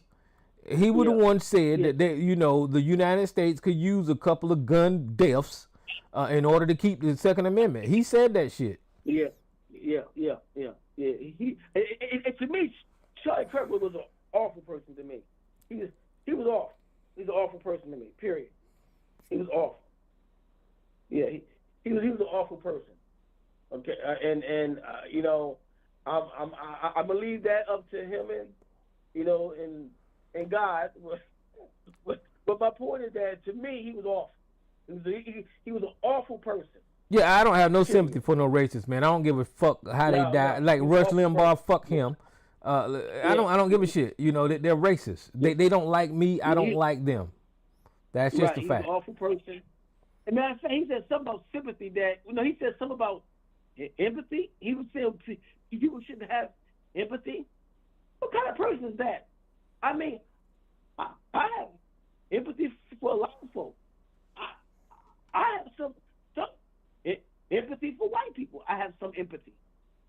But this idiot say he don't have no empathy for nobody. Well, I ain't got shit for him. I just don't. I mean, somebody need to take that picture.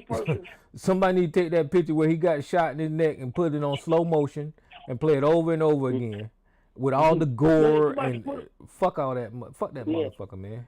Somebody to put it on a shirt. Somebody to screen print on the shirt. Yeah, they should put a picture of him with half his neck out on the t-shirt. Fuck Charlie Kirk, man. Yeah. Oh, did you see his wife? She with the black guy now. Did you see that shit? Is she winning, or was that just a picture? She what? She's with this black guy now. No, she ain't with no black guy. Yeah, it was. Let me 1 second. Let me see if I can pull it up. I see it was on on YouTube. Hold on 1 second. No, that's probably AI, man. But the dude saw the white guy saw him. They go, man. But it was funny the way they did it though. Yeah, that girl. I mean, all her people would leave her if she ever showed up with a black man. Yeah, that was probably AI. Hold on. So that shit was funny. When I saw that, I just said, "What the hell is going on with?" Oh no, that's that Fox News guy, I believe. Yeah. Hold on, let me see.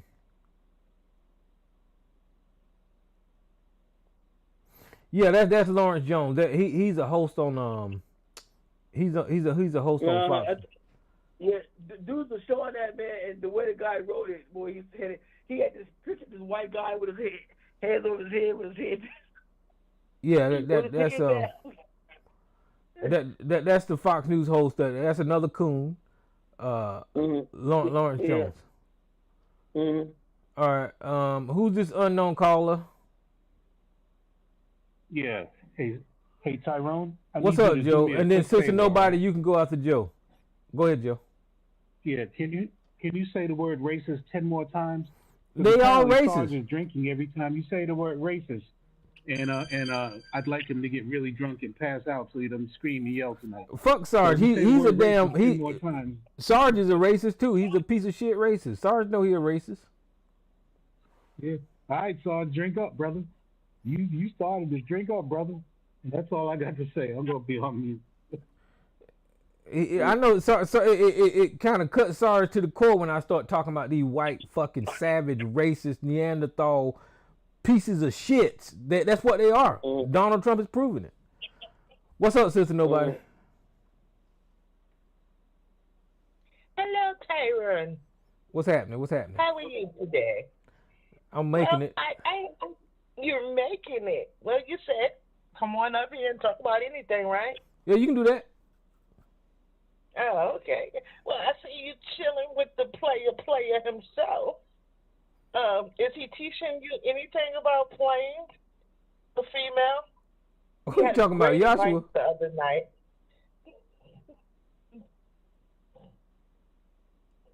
Yes, I'm talking about Joshua. Oh, what happened? I don't know what's going on.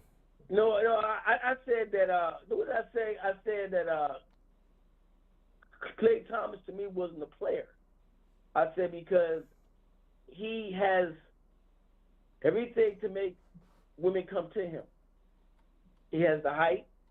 He has somewhat the good look. And most important off, he got money. So even if he wants to be a player, he don't have to be a player. Klay Thomas can sit back and women come to him. A player to me is someone who has the gift of gab. So that was my. Are you taking notes? Take notes, Tyrone. Take notes. Well, yeah, let me update everybody. I guess they're talking about this whole thing with Meg Thee Stallion and Klay Thomas, and I'm not up on it. I seen headlines and stuff like that, but I guess it says as of April 26, rapper Meg Thee Stallion and NBA Klay Thompson have split due to following allegations of cheating. The couple, who were first linked in 2025, broke up after about a year of dating, with Meg citing issues with trust and infidelity, noting that she was choosing peace. She was choosing peace. So what are you saying, Joshua? He didn't cheat? No, I'm saying he cheated, and I'm also saying that, he can be, he's a very weak person. I mean, if he was in a relationship with Megan Thee Stallion, that's the person he should have been with. Period. Okay. So now, with that being said, still, I don't know what part did Megan Thee Stallion play in that to make him think or to make him feel that he need to go out there and do that. Nah, you can't be saying what you're saying right now, can you? No, I am saying that because somebody like him, number one, he doesn't need to cheat, but again, because he's out there and who he is, Tyrone, it don't take much for him to say much of anything to a woman. He don't got much to say much of anything. Just on the average woman. But Yashua, this is a story. He's running around here like Dracula. This is a story as old as fucking time, man. When people are in a relationship, 9 times out of 10, mostly the male go out and cheat, right? And then what you're saying is that the woman is the reason for him to step out of the relationship. That makes no sense. No, it does make sense. I'm saying, Tyrone, this is what I'm saying. I'm saying we don't know what part she played in, because it's obvious for him to go out and do what the hell he did. Now, let me ask you a question. Was he married to her? I don't think they was married. What the fuck? Then I'm really venerated. Then I'm really like, okay, then what's the problem? You making excuses for cheating. You're making excuses for cheating men. Listen, listen to what I'm saying. You're making excuses for cheating men. No, I'm not making excuses for cheating men, because I can't speak for all cheaters. But what I'm saying in his case, because of who he is, he gets a dime a dozen women come at him every day, probably. Okay, so let me just back up for a minute. Meg Thee Stallion cited issues of trust and infidelity. She was saying that she left the relationship because of trust and infidelity. Nowhere in there does it says that Meg Thee Stallion is the reason for the trust and infidelity. It says that Klay Thompson was cheating on her, and that's why she left the relationship. You're adding stuff. Listen, you're adding stuff to it by saying that she caused him to go out and cheat. Tyrone, again, Megan Thee Stallion, to me, I don't give a shit about Megan Thee Stallion. I really don't. Okay, my point is because of the lifestyle that they both had, particularly Klay Thompson, the lifestyle that he had. Okay, he doesn't have to go out and do much when it comes to women. But see, you don't know that. Okay, hold on. So I'm saying, even with that being said, he probably can sit back and let women come to him. Now, again, like I said before, what he is, though, he has a weakness when it comes to that. He has a weakness. To do what he did, that's a weakness. Okay? So because for me, now, in my personal life, if I have a problem with a woman at home, whatever the case might be, I'm stepping. I'm not going to hang around. Okay? I'm going to go. Okay? Now, if Klay Thomas was having an issue with Megan, they both have an issue, they should call that shit a long time ago. If she felt like that, why did she leave his ass a long time ago? Well, you can't lead nobody until you find out they cheating. Well, but they're not married. If she said trust, that means there was something going on long before that before he even slept with another woman. There was something else going on. So if that's the case, her ass should left him. Period.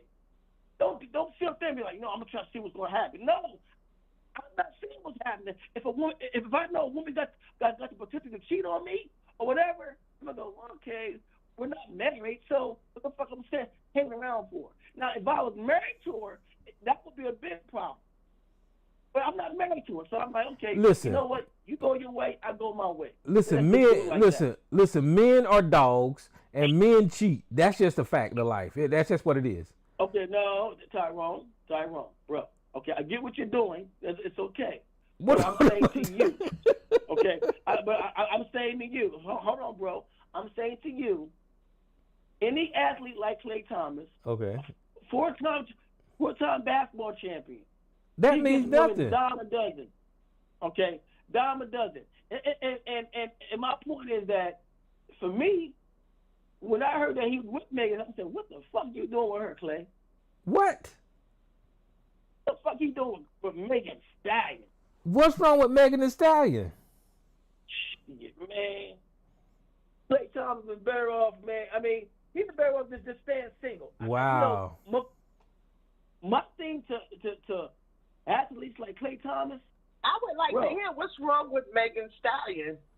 What's wrong with her? Stay single. I tell the athletes, stay single, bro. Believe me. You don't want to have no one girlfriend, none of that shit. Stay single. But what is wrong with Megan Thee Stallion? You said he's with somebody like Megan Thee Stallion. What's wrong with Megan Thee Stallion? No, I'm saying, for my opinion, that's the one that I wouldn't date. If I had money, I wouldn't date her. For what? Why though? I wouldn't date her. Listen. I get where you're going, right? You're looking at Megan Thee Stallion's content, the way she dressed, the songs that she's singing, all that kind of stuff. But you got to understand, this lady is worth $40 million. So she's going to dress like she dressed and say what she say to continue to build her wealth. That could be that could be just a character that she's using to make money. We don't know her personality. We don't know how she is. We don't know what she's about. Just like we don't know what Klay Thompson is about. But we do know one thing, that athletes do cheat. Athletes go out and they sleep with groupies. That's what athletes do, Joshua. So in my opinion, in this situation, I think Megan Thee Stallion is probably coming out on top on this thing.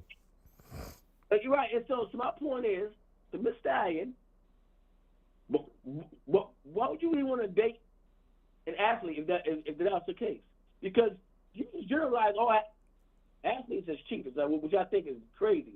But you just generalize. But I'm saying, why would she want to be serious about an athlete in the first place? Well, let's dig into that. Let's say that they met and he wooed her over. He told her some lies. He wanted to get into the draws. And he was just lying the entire time. That's what men do.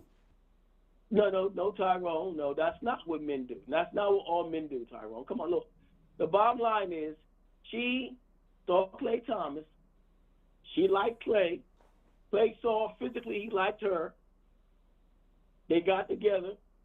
They dated. Wanted to have this relationship with each other. But neither one of them sit down and said to each other, what do you want out of this? Because I'm Klay Thomas. Klay Thomas is worth 108. He's worth 100. He worth 114 million. Let me see. I just looked it up. Hold on. No, it ain't. It's 180 million right here. It's 100. Right here it says 140 million dollars. To what? To 180. No, she's worth 40 million, and he's worth 140 million. Well, it says right here, Thomas' net worth is estimated to be approximately 140 to 180 to 180 million. Okay. Through the long successful NBA career. Okay, including 280 million in career earnings. So he's probably worth a little bit more than what they're saying. So that's the 350 million. So here's the point. That I'm trying to make. To take all the popularity and the celebrity away from it, let's get to man and woman, right? Now, the man in the relationship and the woman in the relationship, this is what TMZ is saying.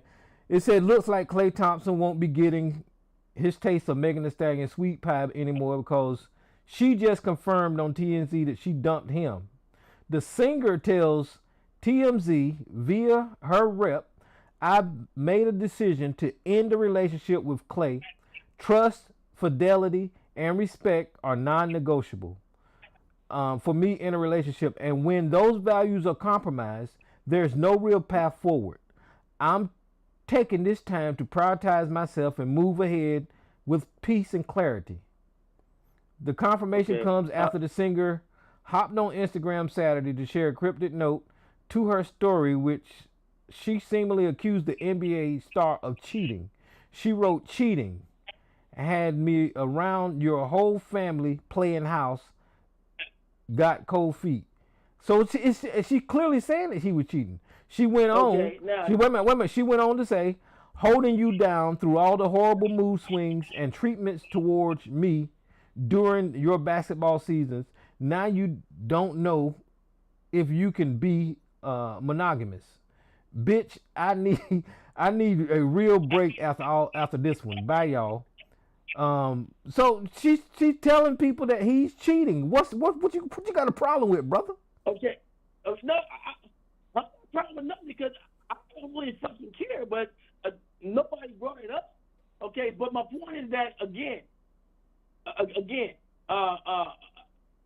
Megan Stallion is no virgin. Point blank. Neither one of them are virgins. Neither one of them are virgins. Hold on. So this is my point. So for her to take the attitude because some basketball player who gets dozens of women every day coming on to him, looking at him, trying to talk to him, all this stuff like that, and she mad. Well, honey, that comes with the territory. God damn, I believe you missed the point. Let me get Mama's boy on here. No. You're missing my point. I hear your point. Your point is coming from the red pill. That's where your point coming from. No, it's not. No, yeah, it's not. It is too. I'm saying hold on. I'm saying there's no right or wrong in this. Period.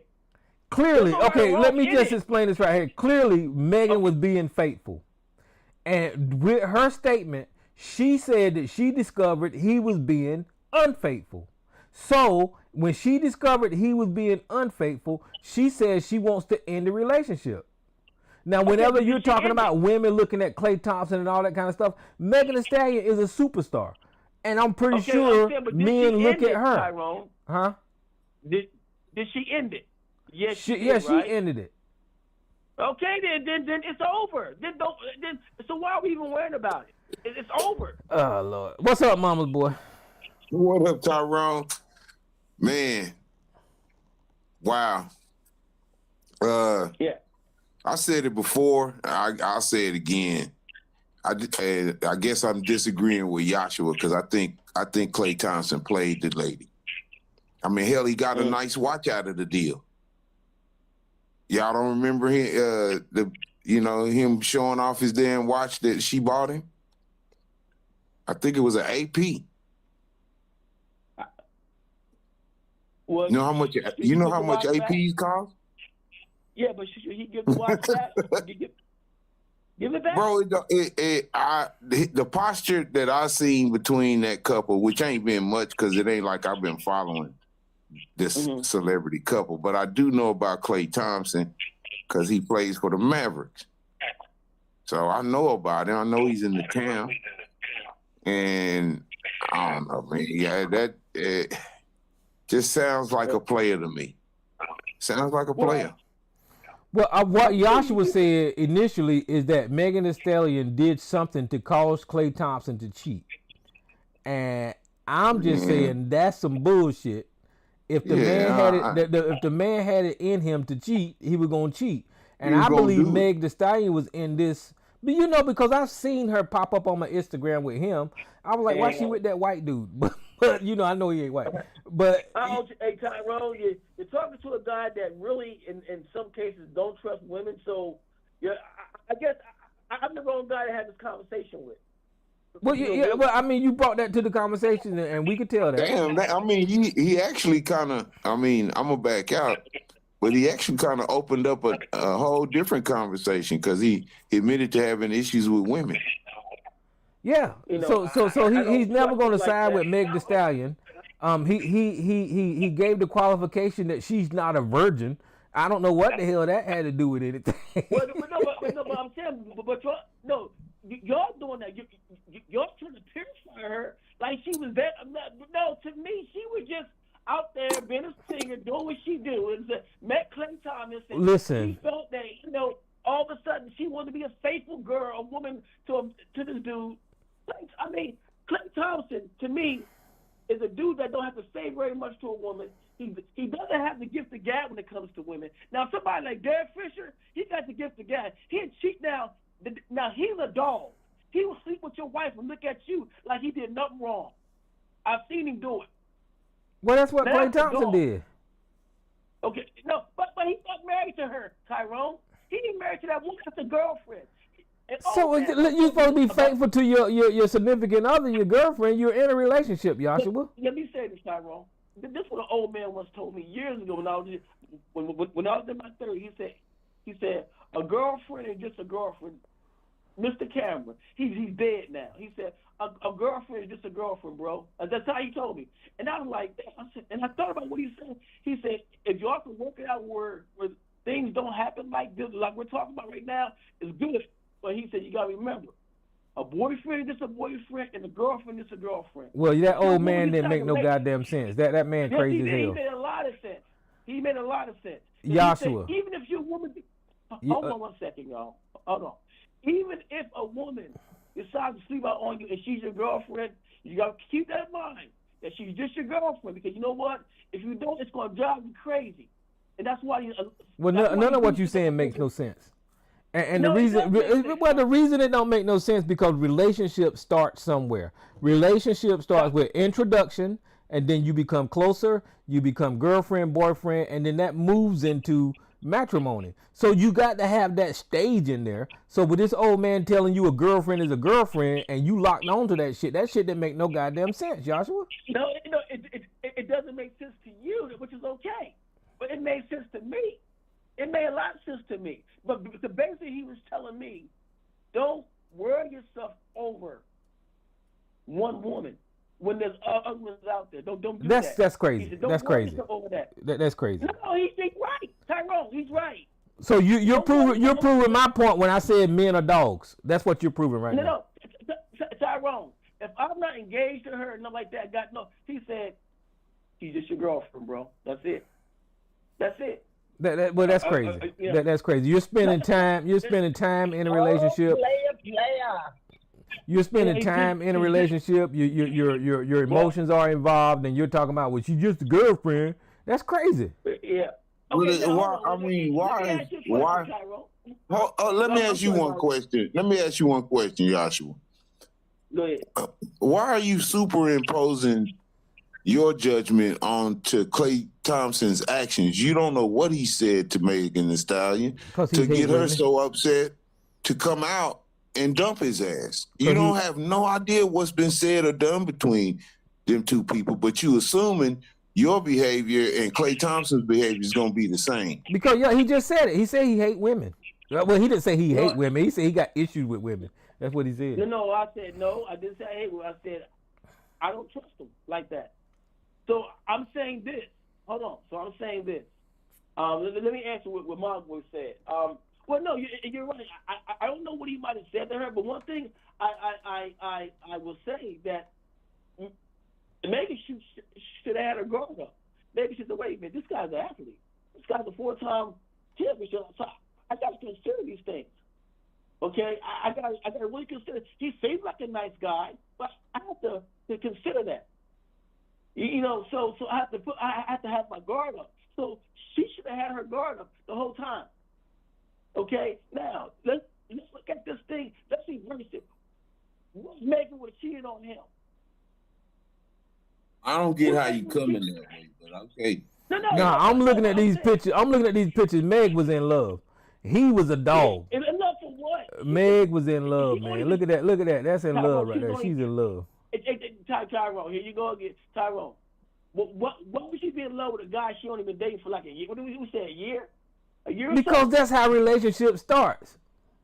Oh, Tyrone, come on, bro. Come on, bro. Come on. Who you think you're fooling, bro? Come on, man. Hey, Joshua, you know I could throw out a whole nother scenario opposite of your scenario to make Megan look like she looking right now. Yeah, Megan. Okay, let me say something real quick, Tyrone. Let me say this real. Suppose Megan Thee Stallion told Klay she didn't want to holler at him because he's an athlete, and he spit that game on her about he different and all this, so and it took a whole long ass time and a whole lot of bullshit and money for him to convince her finally that he was that type of athlete, that he wouldn't cheat on her and all that, and she finally gave in to him, and then this happened, and now you got the reaction she got. How you explain that? Well, that's a scenario I see off the top. You know. Yeah, I don't see that scenario at all. That's a good scenario you laid out. You sounding like Sarge right now, Joshua. I want to point that out right there. I just want to point that part out right there. I just want to say that Megan should have had her guard up, really. Yeah, it's Megan's fault. Yeah, because Klay Thompson to me. One second, because Klay Thompson to me is not the player type, because he doesn't have to be the player. You don't type. know that. Flag on the play. Flag on the play. Flag on the play. Hey, but Mama Boy, come on, bro. You've seen players in action, bro. Players got to get the gas. One thing I know is some basketball athletes in Dallas. All right, and football athletes in Dallas. We just had one let somebody, just rented a motherfucking Ferrari and tore up somebody's ass on 75, and then get caught on camera switching seats with the motherfucker in the passenger seat, and then walking away from the whole accident. I know. Well, I think it's more like Mama's Boy. I think it's more like Mama's Boy said that Meg was being virtuous. She was probably trying to hold off, and trying to take her time. And Clay was just looking for somebody to conquer. And once he conquered her, he said, "Fuck it, I'm gonna go out here and get some more." That's what I think. Okay, well then, that's how y'all feel. Let's talk about something else. I ain't gonna keep going back and forth. Then. Well, I don't understand how you blaming Meg Thee Stallion for this. No, I didn't blame her. I just said that. You did blame her. Hold on, my boy. I just said no. I just said we don't know what she was doing either in the relationship. But that don't matter in this news story. What she was doing, what she was doing in this story does not matter, because what we know she did was she found out he cheated and then she left him. That's what we know. Okay, that's it. And hold on real quick, Joshua. Hold on, let me say this. And isn't that what we want our black women to do to shitty niggas? What? Quit fucking with them and tell the whole world this is a shitty nigga. So I'm just wondering. Yeah, I understand. Hold on. I understand you may be a tad bit biased because of your problems with women, but I'm saying just look at it straightforward without knowing, without making any assumptions, adding any of your brevity of how you fucking hate women into the shit, and just look at it straightforward. Okay, it's a potential that he could have done this shit to her. She could be right, and he could be all wrong. Me personally, I don't know who's who because I don't follow it, but y'all gonna make me fucking go dig into this shit because I was talking to my damn sister about it today. Wasn't trying to tell you all that, but I think Clay was playing her. I think he was playing her, and he cool to be broke up with her. He don't give a shit. And that's my point. My point is that, like I said before, if Tyrone was listening before you got on the phone, I said Clay was weak. He got weak. He saw a AP. This nigga got an AP, bro. He got an AP. So what woman you know gonna buy you an AP, bro? But listen to what I'm saying. He was weak. He met a woman. He got weak with her, and he did what he did. That's so. On that note, I would say he was dead wrong. Like Clay, bro, you was dead wrong, bro. I get, I get it, bro. You get women a dime a dozen come at you. You was wrong because you was supposed to be in a relationship with this woman, Megan Thee Stallion, and you did this to her. So you were wrong. But I'm saying this. I hear it in you, Joshua. I hear it coming. Yeah, it has nothing to do with me hating women because I don't hate women. Okay, I just understand. I misspoke, brother. I misspoke. I don't hate women. No, you was right on point. You was right on point. Well, I misspoke. I shouldn't have said hate women. I said his issues with women is what I should have said. Nah, I listen. I will. Yeah, I'll say he had your issues because he didn't say he hated. He said he had issues, and I should have said the same thing. I misspoke. I hear you, Sister Nobody. I'm gonna let you go and do what you got to do, but I will say that. But I will also say before I stop talking about this subject, I actually you sounding like Sarge about Donald Trump about this. I'm just telling you. Like Donald Trump. Yeah, but that's all I'm gonna say about that situation. I tell you the truth, I don't even pay attention to celebrity type relationships. I don't even pay attention to that stuff. I really don't. Yeah. No, you just heard this situation and then you just wanted to blame Meg Thee Stallion for some reason because she ain't no virgin. That's what you said. She ain't no virgin. That didn't have shit to do with it. But the way you sounded that she was purified. There ain't nobody said that. Neither one of them are virgins. Yeah, you purified her. Like Meg Thee Stallion she was so nice and great. And I'm saying that she was more honorable in it. I think that she was more honorable in this situation. Yeah. I guess, you know what,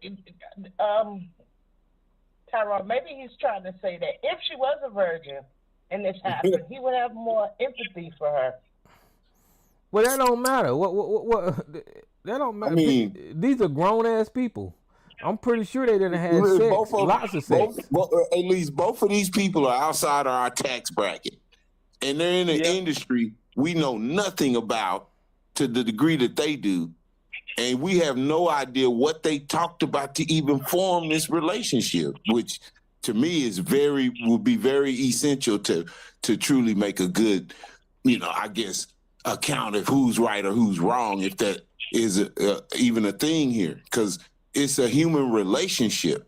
They shit just didn't work out. She found out about it maybe after he knew about it. That's what it seems like to me, which makes him the dickhead in this thing. And I think he is probably playing. Well, and she was saying that she was doing all the right things, went to go see his family, trying to hold him down when he was in the NBA going through problems. And she was doing the girlfriend type shit, And then I guess his light-skinned ass was doing whatever the fuck light-skinned people do. The one ain't got to be a light-skinned man. Why can't he just be a brother? Because he light-skinned. You know how light-skinned niggas is. He just a brother. Nobody, Tyrone did it before you. Them damn yellow niggas. You know how them yellow niggas is.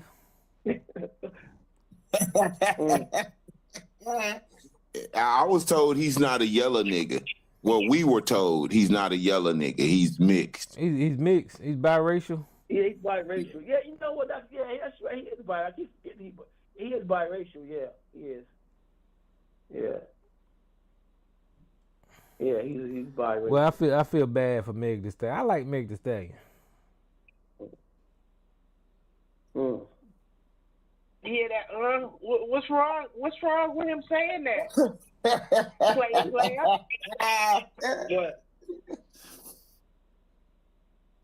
What? No, I'm just grunting. That's all. Oh, you don't like Meg Thee Stallion? Never paid that much attention to her, to tell you the truth. Get the fuck out of here, man. Really? Really? I mean, I never paid that much attention to her. No, I didn't. So I mean, you just off the cuff figure that she probably could be a trifling ass female. Well, it sounds like because she got a vagina, Yasser just don't like her. Wow. No, I like. No, I ain't going that hard at you, Yaku. I'm gonna let Tyrone tell your ass up on that one. I'm not doing that one.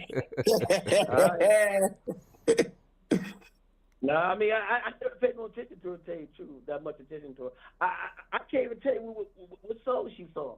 I can't even tell you. That's why I think it's an interesting conversation to get down to. Why would you automatically I don't know. Do you think, I'm going to ask this question. Do you think it's important to stand up for, the man in a situation between a man and a woman? No, but see, I think I still missing my point. I'm not standing up for Klay Thomas. I said he got. No, I'm not. Man, you've been standing up for Klay Thomas this whole conversation. I'm just asking, just a simple. Somebody come up, tell you a story happened between a couple. Do you I guess consciously listen to see if maybe the man may be right? No, I don't. No. I listen to consciously to see if I want to quote pass a judgment on something, which I just don't like to do. Now I judge the white man all day, but generally I don't like to pass judgment like that. I try to see back and forth, and I try to see where I try to see what led up to what led up. Okay, then that's how I make my judgment. I'm like, damn, okay, is that what happened? Okay, damn. Yeah, oh, I get it. Because I was asking you the question because I was wondering if you slightly biased, yourself. I mean, you already explained that you had issues with women sometimes. I'm thinking here. You probably do have issues with men too sometimes. I mean, you're a fucking human being, right? So yeah, that's why my question is. I mean, because we all have preferences. I mean, I do. I see a white person and black person got to choose between the two. My preference is, gonna be probably on the black. I'm gonna have to have some really empirical evidence that they are worse than the white person before I help out the black person first. And a black man can have the same dynamic when it comes to a black man and a black woman situation. Man, I'm telling you, Joshua red pill, man. He just don't claim it. All Joshua views is red pill. They talk about that red pill. It is. That red pill. That's why you initially started blaming Meg Thee Stallion. Because I said we don't know what she might have did. For him to go out to think that he can do this. I'm saying by default you went to that mindset, and the story was Meg Thee Stallion posted that Klay Thompson was cheating.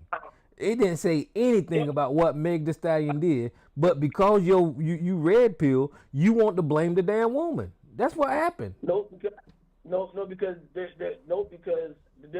times where I've also said, she did that. I said, well, what the fuck did he do? Well, you didn't say that tonight. You didn't say that. You did not say that. This is the first time you said that tonight. No, you know what you said tonight? No, I didn't say it. Hold on 1 second. Of course, I didn't say it tonight, but I'm saying that there's times where I did that too. I said, well, why did he do that? What the hell did what did he do to make her do that? Okay, because if that's the case, then she should have done what she did. You see, so for example, let's take Shaq for example. Shaq admitted that he had an affair on his woman. So I said, well, Shaq, is that why she did what she did to you? Come on, man, you can't. That's why your wife had men over to the house while you wasn't home, inside your home, doing what she was doing because you had the file on. Duh. And now two wrongs don't make it right, but that's a human thing. Humans do stuff like that. You see, so I mean I get both scenarios, but Klay Thompson to me, he just weak. He got weak when it comes to a woman. He seen a nice behind or whatever, perfume smell, whatever, and this got weak. That's it. Oh, I see what happened. Klay Thomas' white mama told him that she ain't gonna bring no damn nigga rapper in her goddamn house. That's what the fuck happened. That white woman did not want to see her son. Like somebody did some investigating. You did some investigating, Tyrone? That white woman did not want to see her biracial son with no nigga woman, no nigga rapper. That's what the hell happened. Tyrone, are you making that up? No, that's how all white women are. Who's this unknown caller? I thought it was true there for a second. I said, shit, did she say this? Who's this unknown caller? I just opened your line. What's going on, Jay? What's happening, Jay? I don't know, but I heard some shit about that, but I'm not paying attention to the, how all this rap, who's dating who and who's breaking up with who. Nigga don't give a fuck. Comes across my radar, but I don't know much about that. But I do know that we got a president that's destroying this damn country. Yeah. And he's worse than Megan Thee Stallion and everybody else involved in that damn relationship I was talking about. Yeah. No, you right, Jay. You right. He got all the Republicans looking stupid with their ass cheeks out. Nah, man, it's just racism, man. I mean, the rollback of the Supreme Court's Voter Rights Act, all that shit. I mean, it's just racist, and these white people and coons like Sergeant ABC, they just too stupid to realize that they fucking shooting themselves in the foot. That I don't know. What can you do? There ain't nothing you can do. We done tried to tell them, and it's happening in front of our face. Well, I pull a flag on the play.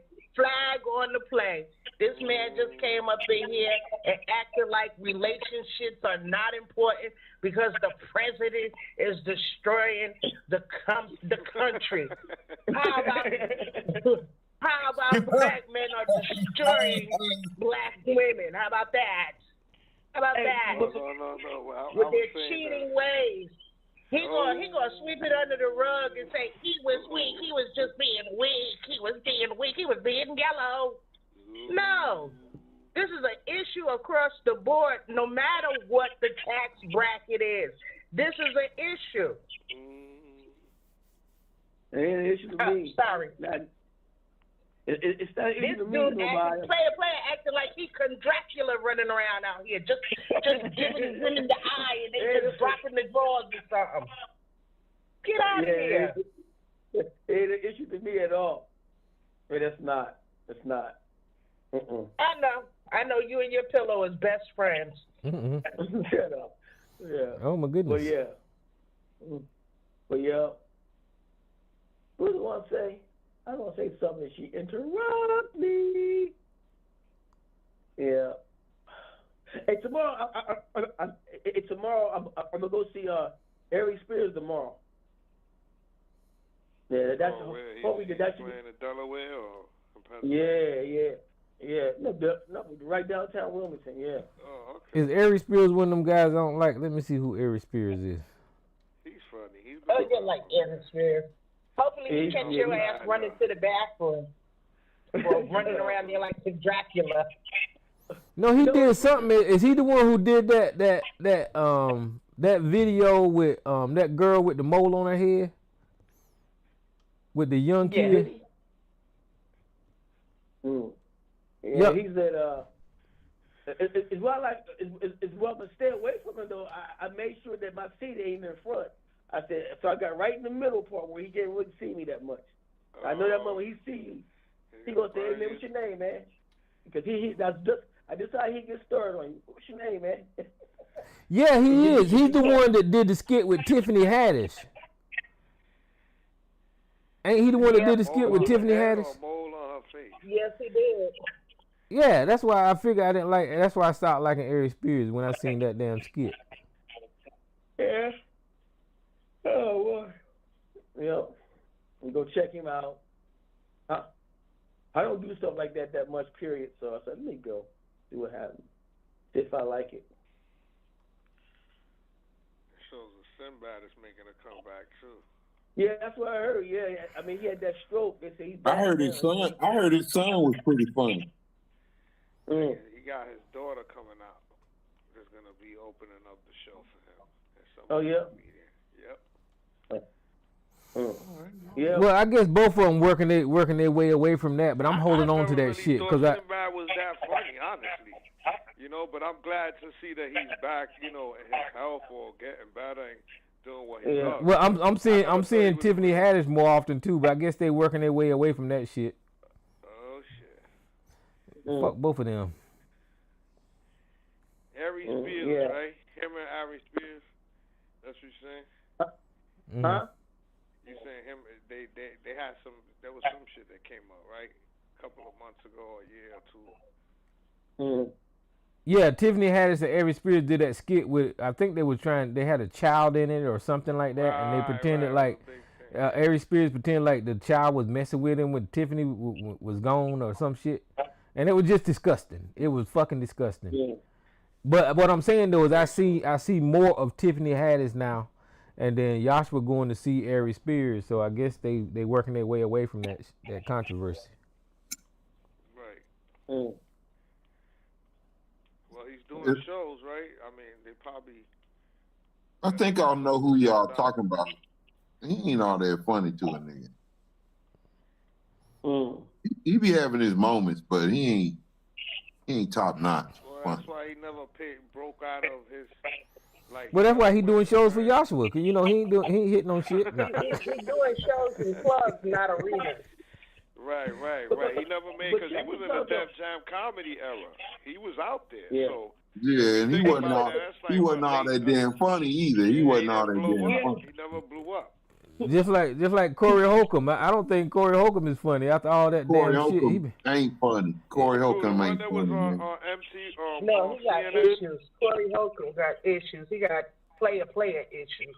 Yeah, he talking about them damn children all the time and who he slept with that's young and all. I said, fuck, the Corey Holcomb's got some problems. Who was that Spears got to the fight with? That time inside of a studio. Who was that he got to the fight with? Dude, who was the guy that the other? They both got to an argument. I know Corey Holcomb hit a woman on video. I seen that. Joshua probably gonna blame the woman. Comedian got mad and started arguing. The comedian that I remember that got all upset and started flipping out was, what's his name? The one that got a podcast now that he was doing the UFC. What's his name? Is that the one that got a fight with Ari Spears? Joe Rogan? You talking about Joe Rogan? Yeah, Joe Rogan. Yeah, the only time I seen comedians get into some shit was when Joe Rogan went on stage and started burning that dude that he claimed he was Mexican, but he was Honduran.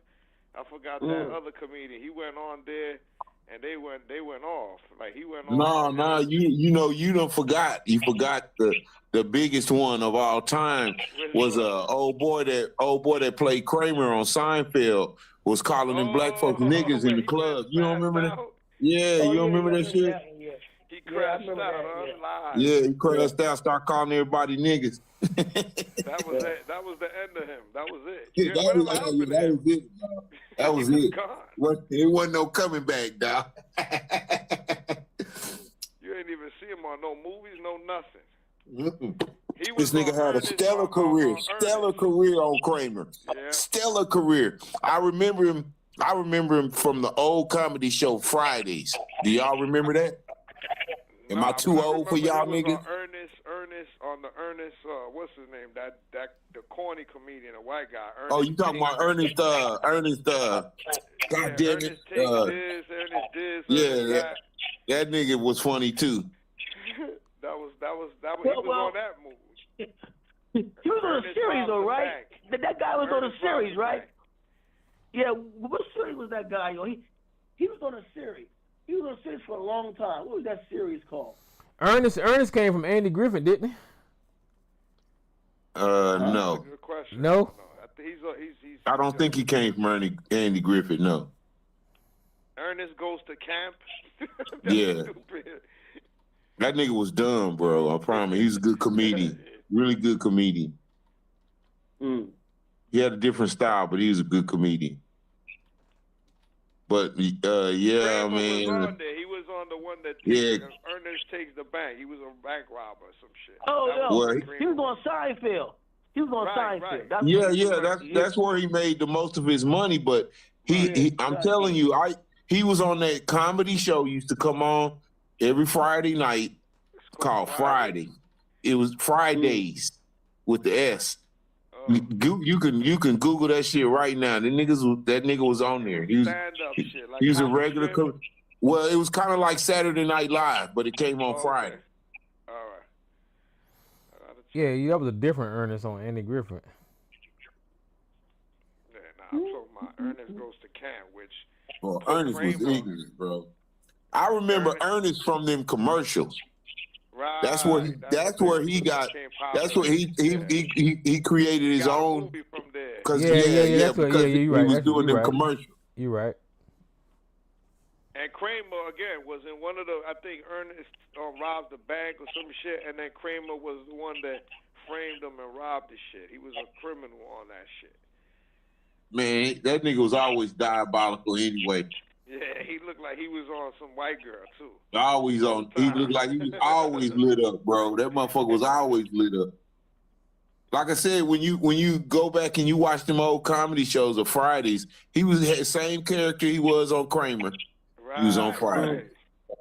He ain't never broke out of character. Never broke out of character. Ain't had to.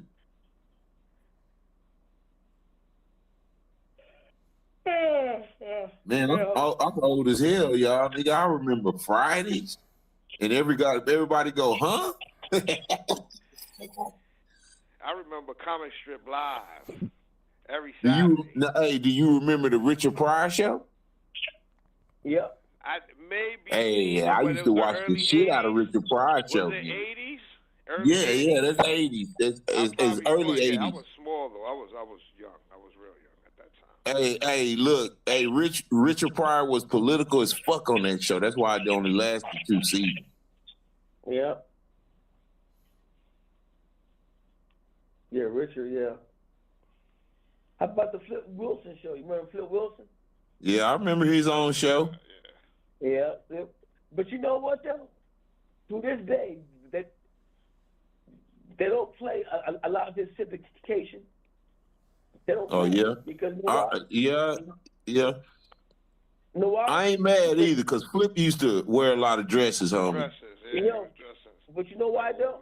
Because he owned his shit. He still owns it. He still owns all his stuff. God bless him. He's a decent comedian. I ain't gonna never take that away from him. He was a shucking jobbing ass nigga to me, so I really never liked that style of comedy. Some shows just get old. People probably don't want to see that shit no more. Yeah, I didn't. Really I look at Sanford and Son all day. I don't give a fuck. 20 years from now, I'll be laughing at fucking Fred now. Oh yeah, Fred didn't like white folks then. You don't, man. I was just one of my favorite was. He said, "Hey Esther, come on in the kitchen. I'm gonna need to use your face to make gorilla cookies." Man, that was one of my favorite episodes. Right there. Yeah, that nigga Fred was crazy. But that damn Flip Wilson, he owned his shit. Hey, Flip was on his shit though. He was on his shit. All the money goes to syndication. If they show his reruns, it's time to get all that money. That might be why you don't see that. It might be why you don't see it that much. Yeah, that's why you don't see it that much. Ain't enough white folks eating off of it. Yeah. Yeah, and Martin Lawrence, he owns his shit too. He owns like when you see the credits when they come on, all the movies run. Martin get paid. He gets paid. They said he made $10 million just off the syndication show. Martin couldn't keep his hands off of Gina. Right now, MTV. Martin couldn't keep his hands off of Gina. Yeah, he said. I heard. He got caught shit about that. Yeah, he got caught up there, Yasha. Who did? Oh, Martin. He was getting flashbacks of a house party. He was wanting to carry that relationship on the show off the show. He got caught up. Yeah. She wasn't the female to funk with. But they said that they're supposed to come back and do like a Martin movie or something like that. But they can't get Gina. They can't get Gina to come back. Well, she said that wasn't true. She didn't say that. She said that wasn't true. She said, "Yeah, I come back." She did not say that. She didn't say that. She said, "I am not going to say anything negative about anybody on the show." She didn't say whether it was true or not. No. I'm saying that she did another interview and they asked her, and she said, "I would go back to do a show with Martin." She said, "Yeah." So I don't know what the hell you talking about, but the interview I seen that came up, and she said that she wouldn't do anything. She wasn't gonna say anything negative about anybody on the show. Yeah. She loved Martin. She loved everybody. That's all she said. Yeah, and so she might have been saying in many words that behind closed doors they might have squashed it. No, they might have squashed it, but that don't mean it didn't happen. No, I'm not saying it didn't happen, but I'm just saying that they might have just moved off from it. Yeah, I'm pretty sure they did it. They're adults, you know. I think they probably grew past that. Yeah. But Martin looks funny now to me. Maybe because he gained all that weight. He got He fat, funny. right? He's he eating good. And that's all them royalties. He's eating off of them royalties. That nigga ain't even got to the royalties yet, nigga. He ain't even got.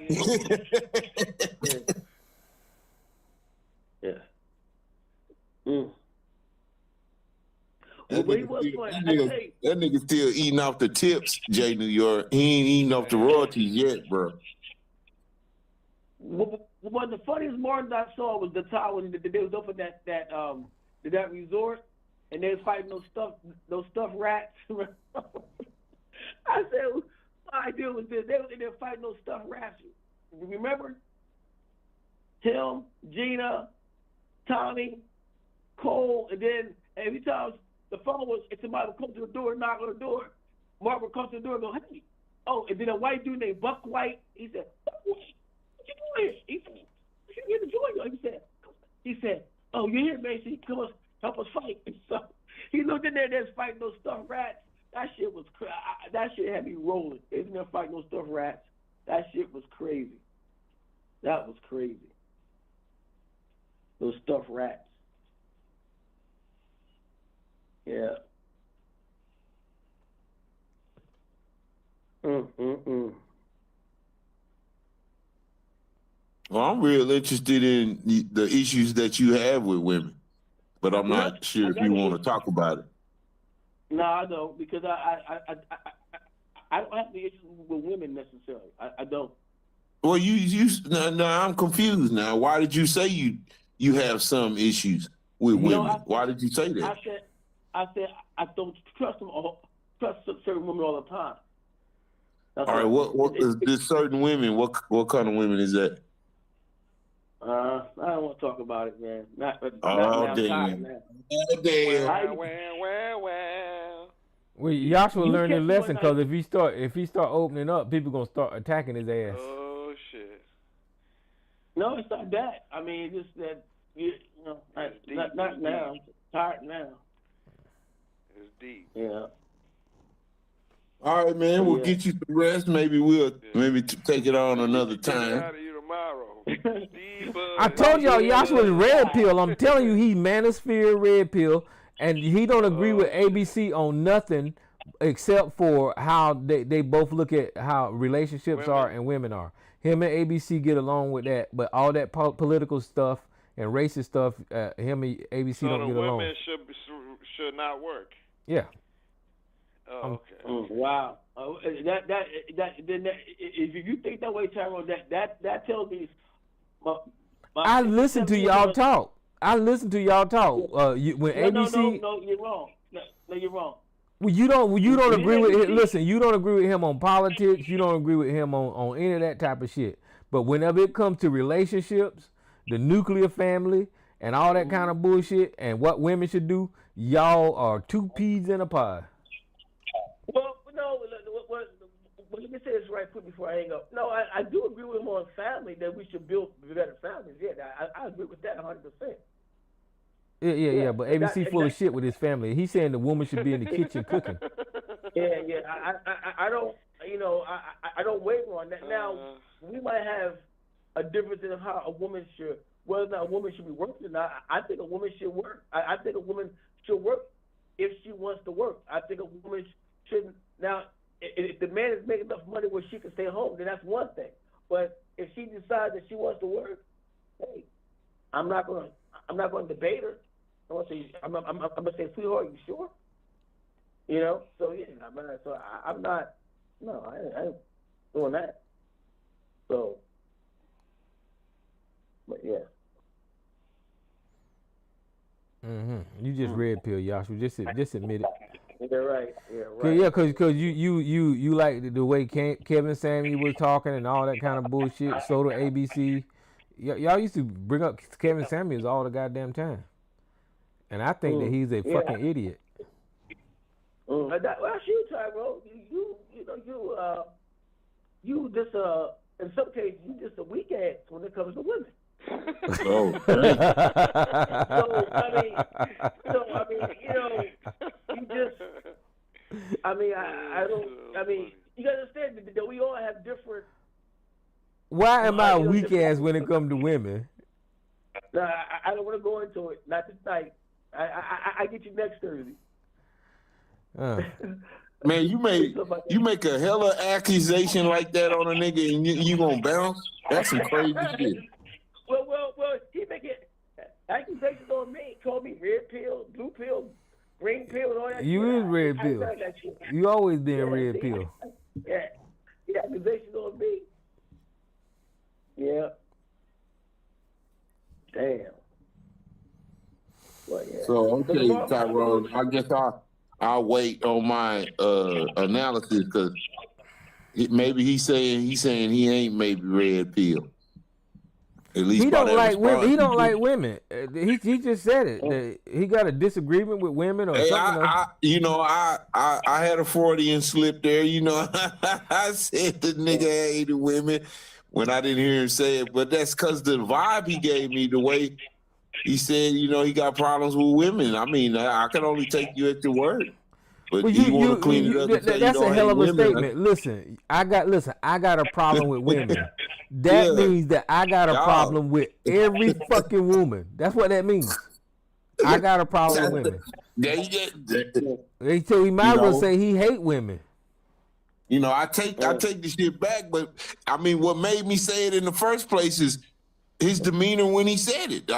He got a problem with women. I know I accidentally said hate, but that's the vibe I picked up. Well, I mean, I can't, everybody. I can't change I can't change the dog's old habits. When you say trust, Joshua, the first thing I think of is, well, I mean, how many people trust anybody? So why would you make that an issue for a woman? You know, so you distrust a woman a little, just a tad bit more, and there's a reason for that. You know, I'm just taking your words for it. Well, but that's the thing, though. I don't trust a lot of dudes either. I don't trust. I get that. We ain't talking about that part. We ain't talking about that part. But you didn't say that. You didn't say I don't trust people or people aren't trustworthy. I was like, what's the issue that you had with women? And you was like, trust. Okay, but so I'm just trying to figure out, is it because it's trust from the past or trust from calculation? Yeah, everybody lies though. Everybody lies. Okay, right. Okay. So yes, women lie. So to that point on, I can say that, hey, okay, I can't trust all women because some of them do lie. Wow. Joshua, do you lie? You can't trust all women. Yeah. Women, do you lie, Joshua? I didn't say that. See, you put words in my mouth, Jay. I didn't say all women. No, hold on. No. I'm saying, I say you can't trust all women like women can't trust all men. I mean, right. That's just common sense. Listen, that's common sense. Listen, Joshua, you asked, do women lie? Do you lie? Do you lie? Go ahead and say all the time. Oh shit! Do I lie? You asked the question, do women lie? The couch. I'm low on the floor. Joshua, you asked the question, do women lie? Hey, and I'm asking Jay, you. Get out, Tyrone, get out. Hold on, one second. Hey, get out, Joshua. You gonna get shot, Joshua. Get out. No. Hold on. Let me ask. That's a very vague question. Do I lie? When you asked a vague question about women, you said, do women lie? We answered you and said, yes, women lie. And I want to know if you lie. Do I lie? The answer is that I can lie, yes. I can lie. So what's wrong with women lying? No, that's what I'm saying. I said some women lie. I didn't say all women lie. I said some women do lie. What's the point? I don't get it. No, that's what I'm trying to get you to understand.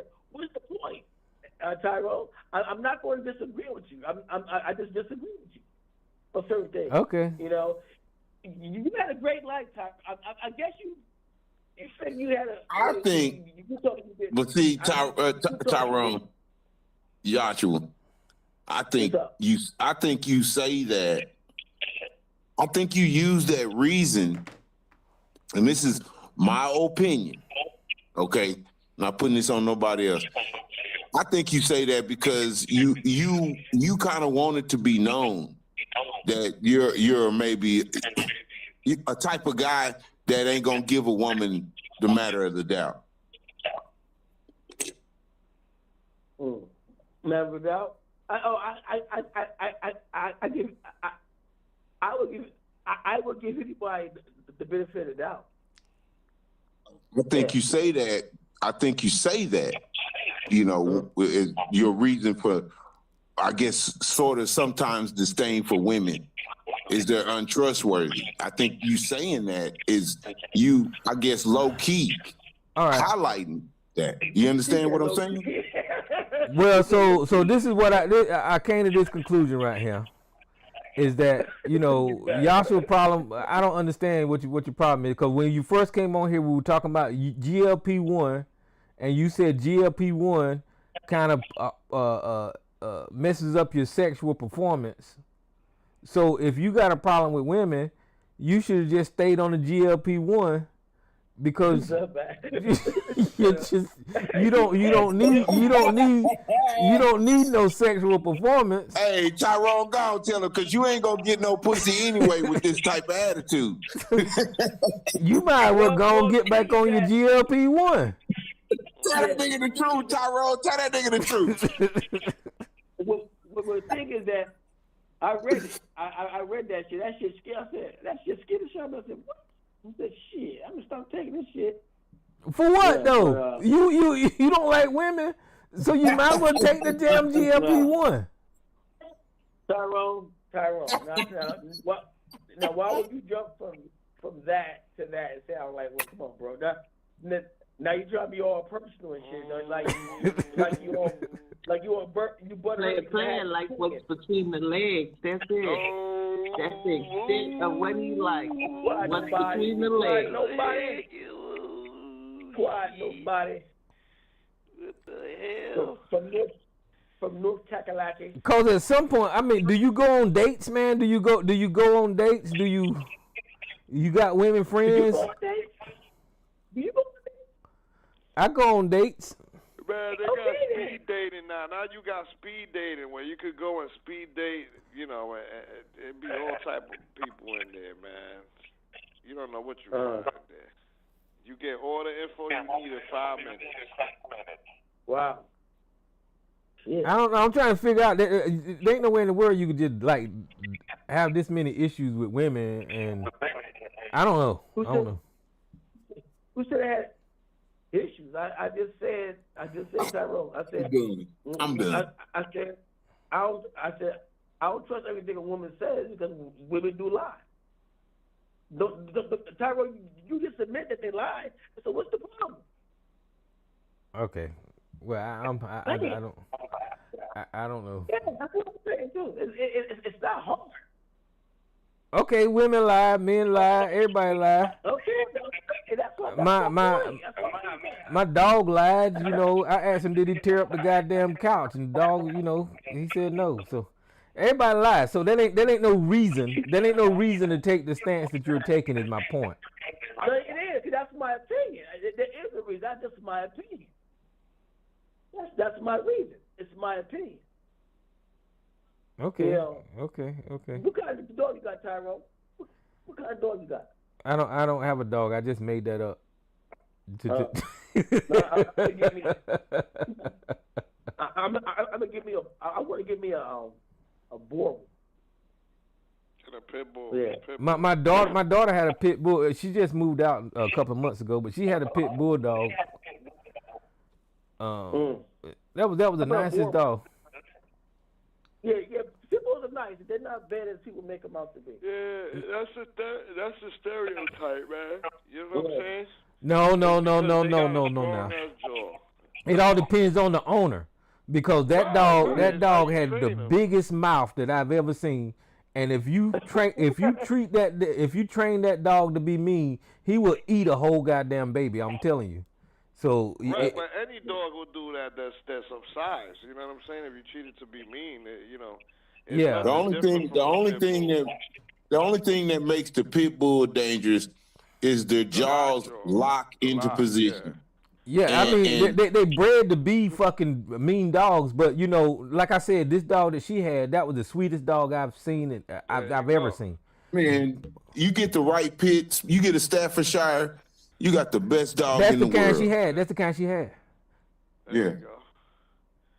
I mean, they show babies with pit bulls, like people raising their kids with pit bulls that are big. You know what I mean? And they're there playing with the kids, and I mean, they treat the, you know, I'm talking about little kids. But yeah, but you hear the horror stories about them damn dogs tearing people. As a matter of fact, there was a news story about it was in this apartments over here about, I don't know, maybe 3 miles away from me, where a pit bull just tore a lady's thigh out, tore her arm out, tore her face up. Right, but we don't hear the stories about those other dogs that tear up everybody else too. I mean, if they had like a news just specific on dogs attacking people, we'll be hearing all type of breeds attacking people and biting. Yeah, the pit bull got a bad reputation. You right. Right, and like what Mama's boy said is because it got the lock. You know what I'm saying? It has that strong jaw and it locks. That's it. Hey Jay, but you never heard about they said the so-called lockjaw thing? They said that's not. They said that the pit bull jaw don't lock. They said, I read that before. And I think they got a strong jaw. No, they got a strong jaw. They were bred to have them damn mouths like that, man. Them dogs, I ain't lying. If you look at a pit bull mouth, and that motherfucker open it wide up, I swear you can fit your whole head up in there. Damn. Ooh. How about family and friends that had them? How about Cane Corso? You like Cane Corso, Tyrone? No, that's a big ass dog there. Man, ain't that a big dog? Now you talking about a crazy killer dog? They just legalized that dog in the United States, Tyrone. Man, dangerous dog is a German Shepherd, man. They just legalized. Well, I don't know about that, Jay New York, because German Shepherds' hips go out. And yeah, they can be trained to be good guard dogs and security dogs, but after they get a certain age, man, they useless. So you said their hips? Yeah, their hips go out. I have a customer, and her guard dog hips went out on him. He was a boy, and she ended up getting 2 new German Shepherds after he passed. Yeah, a girl and a boy. And they were some big motherfuckers, bro. But you know what though? They say that the German Shepherd is still one of the smartest dogs you can get. But they were hella smart. Yeah, they say that the Rottweiler, they smart as hell too. I think the poodle is the smartest. The poodle is the smartest dog. They said I think it's the blue heeler, Tyrone. I think the blue heeler is the smartest. Wow. I was trying to say something. You already said fuck. My bad. Sorry. I'm sorry. Yeah, cause we didn't went from talking about women to dogs. You know what kind of damn shit we got going on here? Yeah, I said that the Rottweiler. They said because they don't have good endurance, and I said, yeah, dude. He said, yeah. He said German has good endurance. Rottweilers don't. He said if you ask them, if you can get a German Shepherd and the Rottweiler to run, the Rottweiler can hang for a little bit, but he get tired. The Shepherd will keep running because they said the Rottweiler gets tired real fast. They said that Shepherd is preconditioned to run when it run into a Rottweiler. That's why. But they said, but that Rottweiler gets tired. Don't fuck that Shepherd up. That Rottweiler go fuck that Shepherd up. They said a bulldog has bad respiratory problems. That's genetic. Yeah, it's genetic. Yeah, look how their faces made. Huh? Well, Look at Well, how that bulldog English faces bulldog made. ain't supposed to do nothing but sit around and cost you money. That's all that dog is designed to do, is lay around and cost you money. Because they medical bills are outrageous. Getting a motherfucking English bulldog is outrageous. I think they're like the cheapest one start a legitimate one $5,000 or some shit. Yeah. I Just ain't to never get one of them son of bitches. I ain't Yeah, paying fuck that that. much money for no damn I dog. ain't got that. Yeah, please. You know what I'm saying? But Tyrone, I think the Belgian Malinois. Yeah, I like them dogs too. Them are some bad. That's a good guard dog. Now I'm saying that, Better but I ain't than gonna a never shepherd. own no goddamn dog. Fuck that. I ain't doing that. Yeah, better than a shepherd. Better than a Rottweiler. Better than that is a Chow Chow, and that's because they don't bark. Them motherfucker, you could train them to where they'll sneak up on your motherfucker try and break in your house. They'll creep up on the nigga. Yeah, I ain't gonna never own no dogs. They only like their owners. Chow Chows only like their owners. They will That's chase it. the fuck out of you. Oh, excuse my French. Well, the King Corso had a 700 psi. Yeah. And dog, I'm telling you, they just legalized that dog in the United States. That dog is dangerous. Yeah, that dog is dangerous as fuck, bro. Yeah. The Borble is, I think, they're second. I think it's the Borble. The Borble's a nice dog. They're nice too. Yeah. Borble's are nice too. So you know all this information about dogs, Joshua, but you don't know nothing about women. All right, Tyrone.